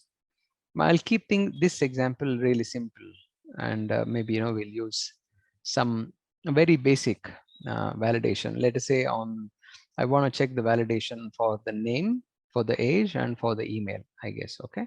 So I'll show you how you can do that. And with that, you can expand this example to whatever that may be your requirement. So let's do that. So I'll go create one table, and in this table we'll have the T body. T body will have a TR tag, and TR will have username. This would be a form input. Instead of a table, guys, I'll show you a good practice. Not use this table. We'll use a div tag. So inside a div tag, we'll have a label. The label specifies for what? Say this would be a user name. And inside this div, we'll also have an input. The type is text. And here, the for and the ID should match. Always remember this. Now you may ask, Vijay, why is that a requirement? Okay, watch. So if I run this example in the browser in Chrome, see, if the user comes and clicks on this username, if the user comes and clicks on this username, I want the corresponding input to be highlighted like this. Okay, if I click here, this should be highlighted. How do I map this label to this input? Sometimes, they may be one beside another. Sometimes they may be little far as well, correct? So in such situation, for accessibility, the for and the ID should match. They should have the same name. Okay, they should have the same string. So if that is done, now if I click on this, you will see this will get highlighted automatically. Watch. Correct? So that's the purpose of the for. The for and the ID should match. The name is something that is useful for us as developers when we start working with PHP. Because when the user submits this form, name is used as the name for the field, and the value that the user will enter will be the value for the field. We get both of them on the server side. If the user is making a get request, we get it as a get variable. If the user is making a post request, we get it as a post variable. But the name of the form is important. Okay, so I will go give this username. Anything which is quite descriptive that can help you understand that this is a username property. Okay, so let us go create another div. This will be for user, let's say age. This will be user age. This would be user age, and we'll have the user phone number. In this example, all three are same. That's okay. See, as long as this and this match, this really doesn't matter much. So now we need to have a form to submit. We need to have a button to submit. So I'll go create a button. Maybe I will create a div. There won't be any label. This is just for aesthetics. That is all. Okay. Button, login, or sign up, something like that. And we'll wrap all of them into a form so that the validations can start working. So form can either have a get or a post method. The default is get anyways. And action, I will specify that this will submit onto the same page, and I'm done. I will ask each one of these div to have a class called form input or form item, anything. Okay, and we can wrap all of this into a div. This will help us do some styling. And now we have got this example. This is how it should look. Of course, we'll have to improve this a lot because this is not looking all that great. So we'll go to this form and apply some basic style. So if there is a class called form, maybe I'm changing this, guys. Don't keep this form, make it box or something like that. So I'll say dot box, give it a width of about 400 pixels, a background color so we can see slate gray, save, run this. Okay, this is about 400 pixel. I think this is comfortable, right, for the entire form. So I'll maybe make it about 300 or so. Yeah, this is also comfortable. Everything can be accommodated. I will add some padding of about 10 pixels each. 10 pixel padding, and inside this box, if there is a inside this box, if there is a label, I want the label to be displayed as a inline block element. Now you may ask, okay, Vijay, what is this inline block now? You told about inline and you told about block. There is something called as inline block as well. So there are 3-4 types of elements. In fact, there are about 12. Primarily, there are about 3. So we'll only discuss about those 3. So inside this box, if there is a label, I'll give these labels a width of 100 pixel. But because I gave a width of 100 pixel, doesn't mean that they will take it. There's no difference. Why? Because these labels are inline elements. They will only take the width that are required by the children. Who is the child here? The user age is a child. So it is only taking that width. So I can go assign the display type as inline block. So that would be an inline block element. See, now all of them are aligned properly. And we'll also say the text align is right side. That way they all are aligned to the right side. See, this looks nicer as a form at least. Okay. And now I want this button that is inside this, class box to be having a margin on the right side of about 100 pixel. So we will do that as well. So inside the box, if there is a button, I want that to have a width of 100 pixel, maybe 150 pixel, but I want that to have a left margin. Just a quick info, guys. Intellipaat has a PHP and MySQL certification training program where you can learn all the important concepts from industry experts and gain real world exposure to these technologies. Of about 100 pixels. Correct. Save and run this example. See, we forgot about the margin of padding that this guy had. So we need to ensure that this moves by 110 pixel. You'll understand that in the CSS workshop. Don't bother much. Okay. Padding. I'll make it 5. It's not pixel perfect even here now. Maybe increase it. Yeah. I'll explain, why I came with this number. There is a relation. At least we can figure out later. For now, I want to give some spacing between these labels. So I will say the padding, the margin in the bottom will be about 5 pixels for all of them. Okay. So there is some spacing around. This is how it looks as of now. And I would want this box not to have a background color. Background color looks pretty bad, right? I'll apply a border to it. 1 pixel solid gray. I'll ask this to have a margin of auto. Some of these are some new properties that you're learning. Don't worry, we will learn them in future. The reason why I've started using it much before we can even talk about it is because the more number of times you see it, the more familiar you become with it.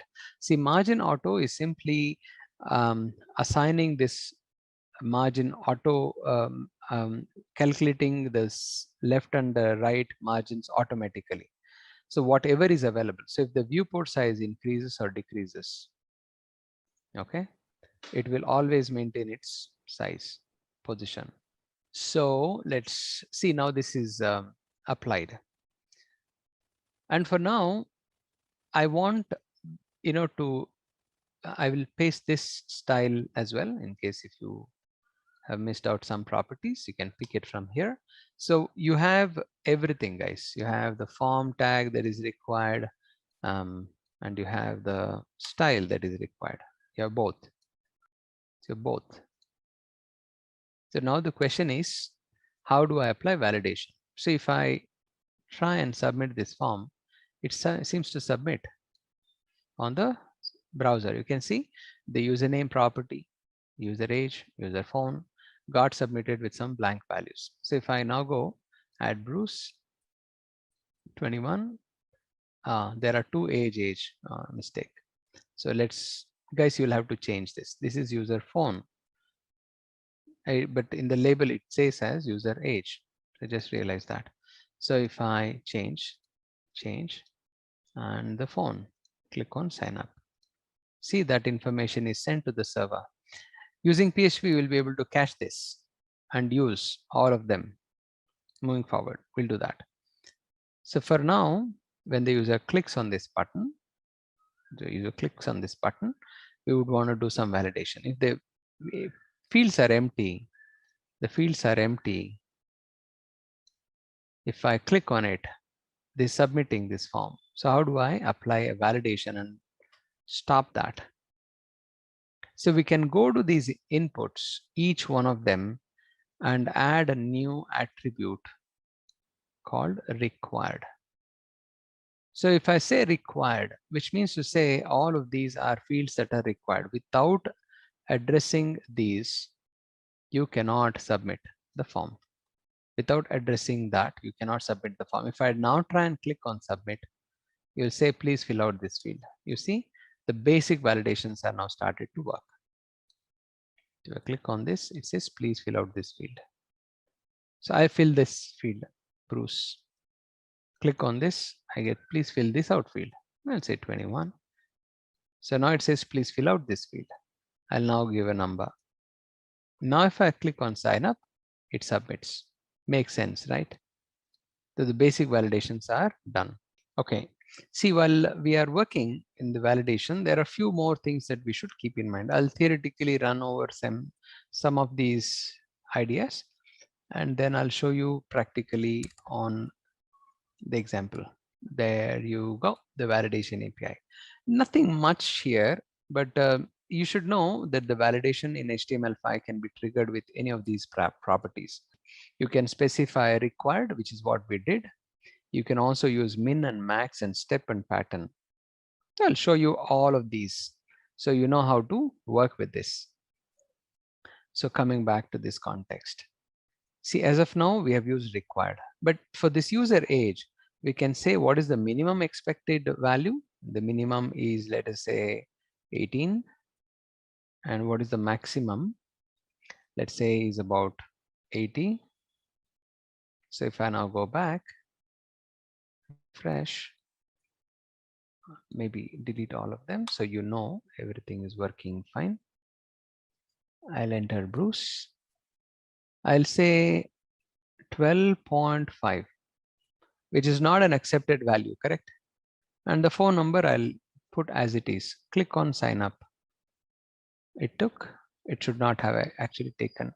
Did we not use min and max is 80? Yeah, we did that. Required. Okay, let's try this now. Working. I'll make it 11, 12 and try sign up. So it says, okay, it is accepting. That is wrong, right? That is probably because, let us check. What is the type? The type is text. It should be a number, sorry. Isn't it? I mean, it should be a number. Guys, you'll also have to make a change. This type would be tel here, telephone number. So now this should all work. Bruce, and now if I say 12.5, sign up, it says the value must be greater than or equal to 18. So you're getting to see the validation. I'll make it 100.5. It says the value must be less than or equal to 80. See, you're getting these validations fine. Here we can use the minimum, the maximum. We can also specify the step size. I'll say step is 1, which means to say the minimum is what? 18. We can't now say 18.5 because the step size is 1. So please fill out this field. I say Bruce and get inside. See, it says please enter a valid value. The two nearest values are 18 and 19. So the step size is should be incremented by 1. So if I click on up arrow key, it will be 19. So that will be accepted value. All these are accepted values. See, it can't go beyond 80. The browser itself is restricting the user, but the user still have the keyboard, right? He can type whatever he wants. That's when the validation will kick in. Easy. So I'll make this about 75 just to make it qualified, and that should work. Now I'm asking the users to enter the phone number. Click on submit. It'll submit all the details. So you know from the slide you've seen required, minimum, maximum, and step. Now I'll show you pattern, how we can use a pattern, and the telephone number is a good example for a pattern, because see, the telephone number can take some characters and some numbers. It can also take some plus and star and things like that. Okay, so we can use the pattern on the phone. The pattern, let us say I'm expecting a landline number. In India, the typical landline will be like, will have 3 STD code, and which will have some dash and then followed by 7 or 8 digits number. 7, I guess, 7 digits or 8 digit numbers. Maybe I'll make it 8 digit numbers. So this is what is expected. So this is the pattern that we are expecting. So this is not a pattern that we wrote actually. Okay, so what happens is that when you're creating this, you can specify that I'm expecting some digits. So how do I write digits?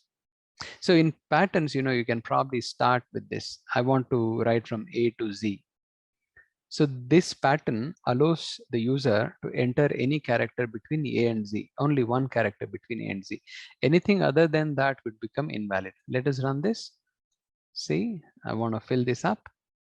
I'll fill some default data, 21, and I click on this. It says fill out this field.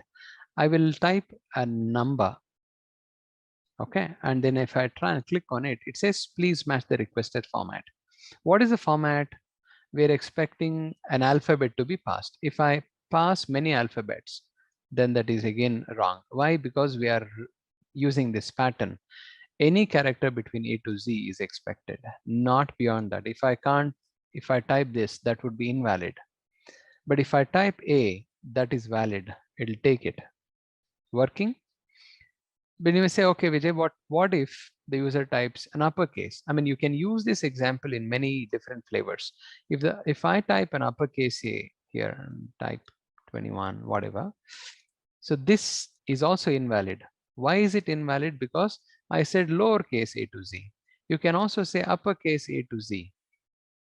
That way, it can either take lowercase a to z or uppercase a to z. You can also say a number between 0 and 9. So now any of these can go. Easy. So if I now save and run this example, say Bruce 21. Now what are the characters? A to Z lowercase, A to Z uppercase, 0 to 1, 0 to 9. But if I use exclamation and try and sign up, see, this is not a request, pattern that is matching. So if I say 1, that is okay. But if I say 1, 2, 3, this is not okay because this is not with the pattern that we have passed. So if I say, no, Vijay, I want to specify that in between these, they can enter any characters up to 7 times. So 7 is a minimum requirement. 3 is not, 4 is not, 5 is not, 6 is not, 8 is not. 7 is what is accepted.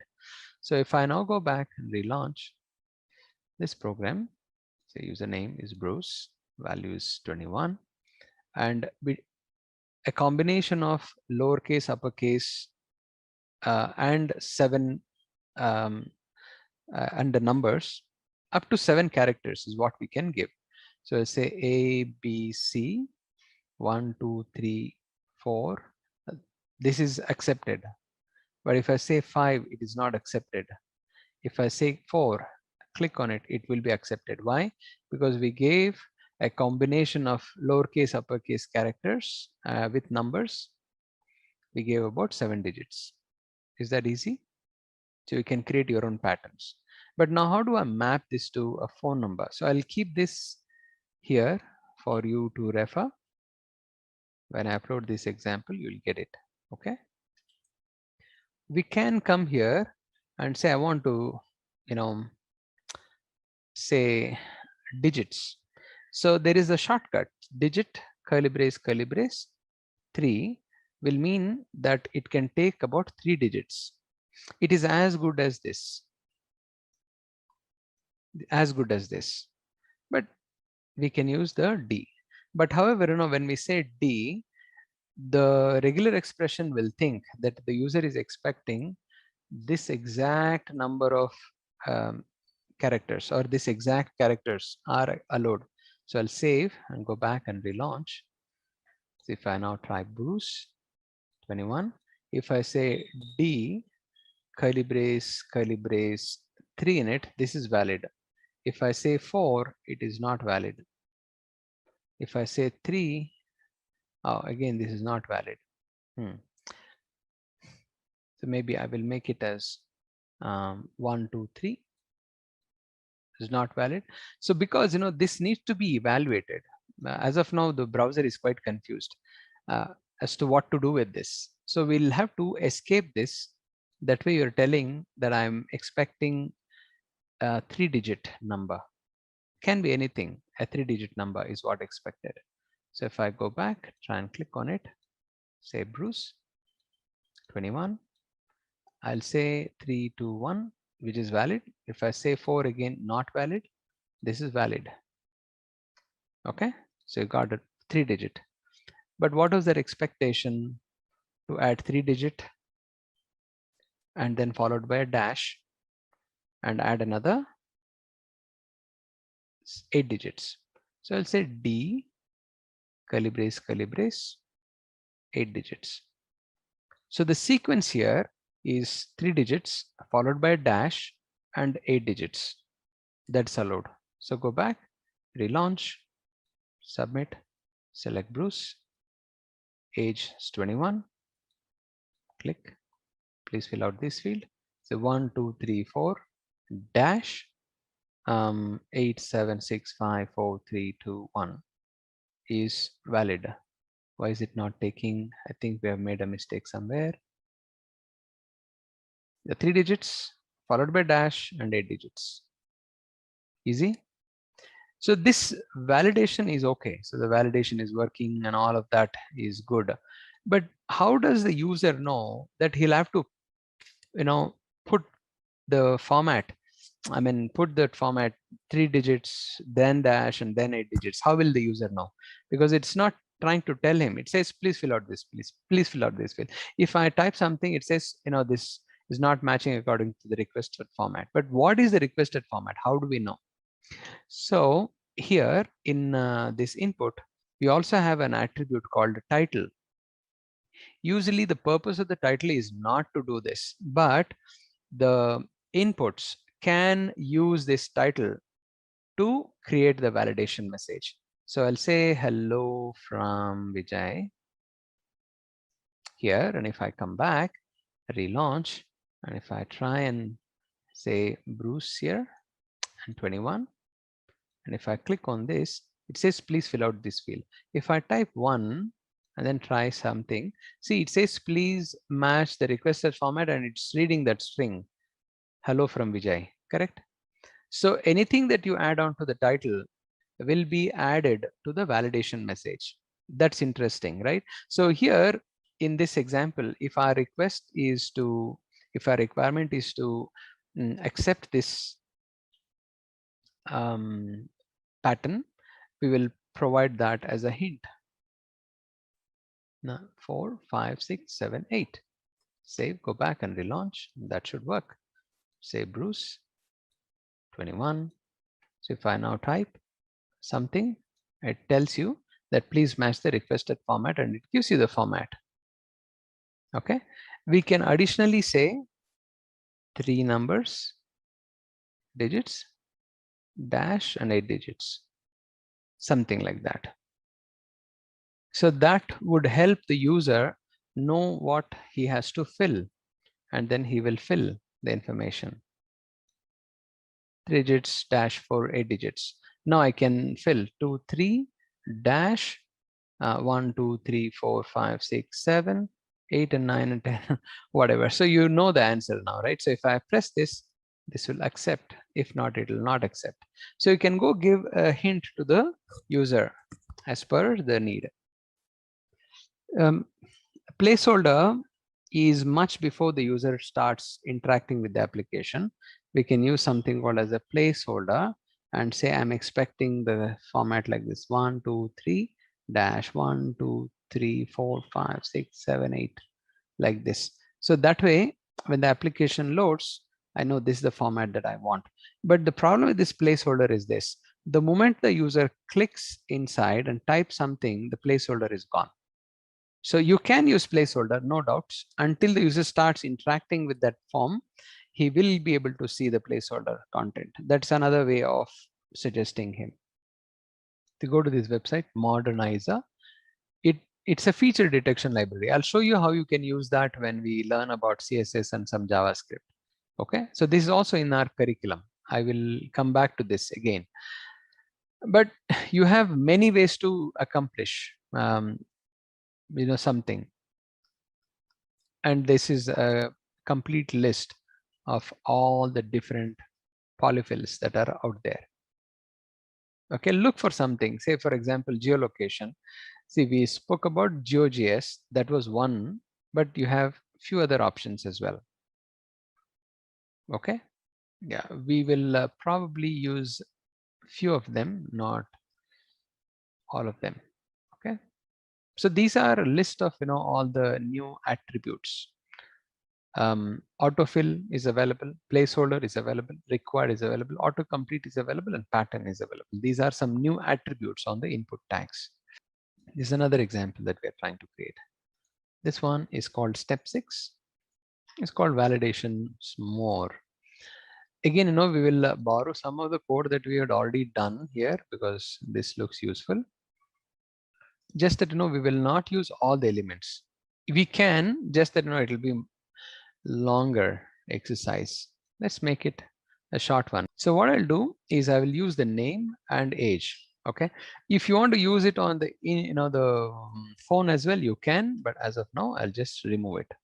So we've got the minimum, maximum, step, and things like that. These can be used for validation. You know about that, correct? So now if I run this in the browser, this will throw the validation messages that are defaultly configured.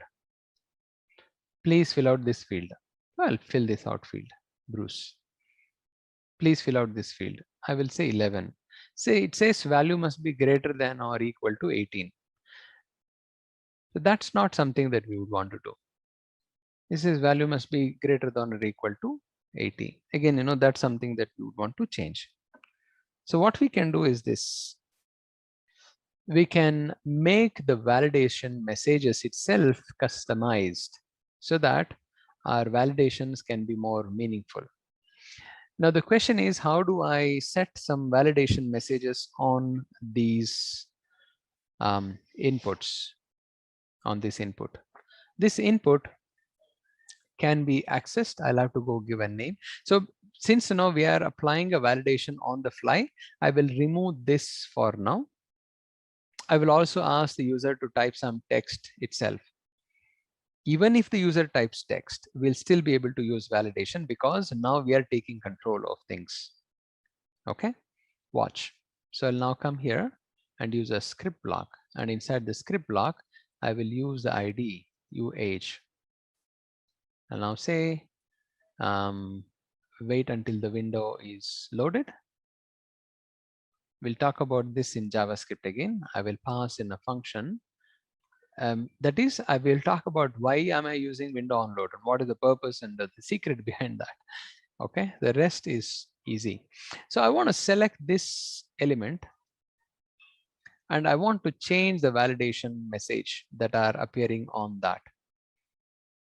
See, it says please fill out this field. See, this is a generic message that is coming from the browser. Can we not change it? The answer is yes, of course we can change it. I'll show you how you can change it on the user age. You can change it on the username.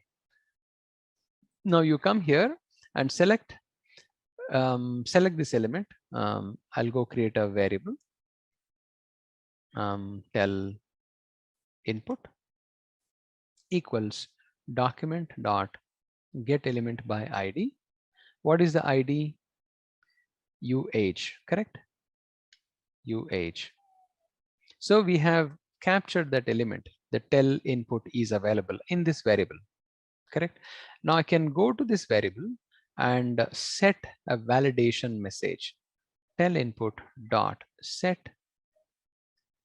custom validity and say hello there.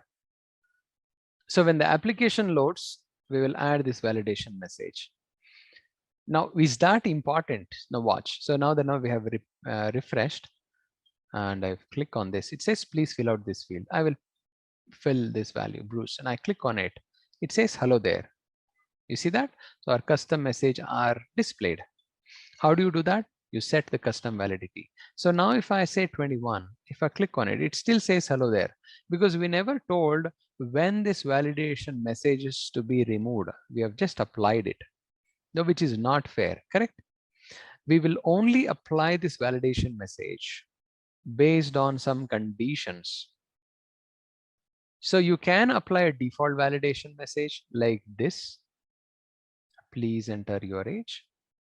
I'll say, please enter your age. This looks very humble, asking for it, okay?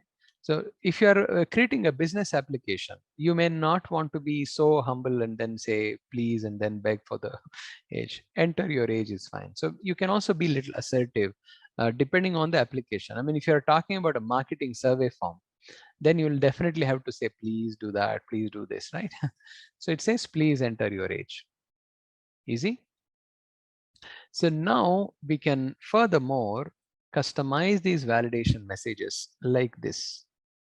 I will check if the tell input, if the tell input dot value is less than 18, then we'll change our validation message. Else, if, and else. We need to add all of them. So copy this and paste it here. Else, if it is greater than 80, then we do something.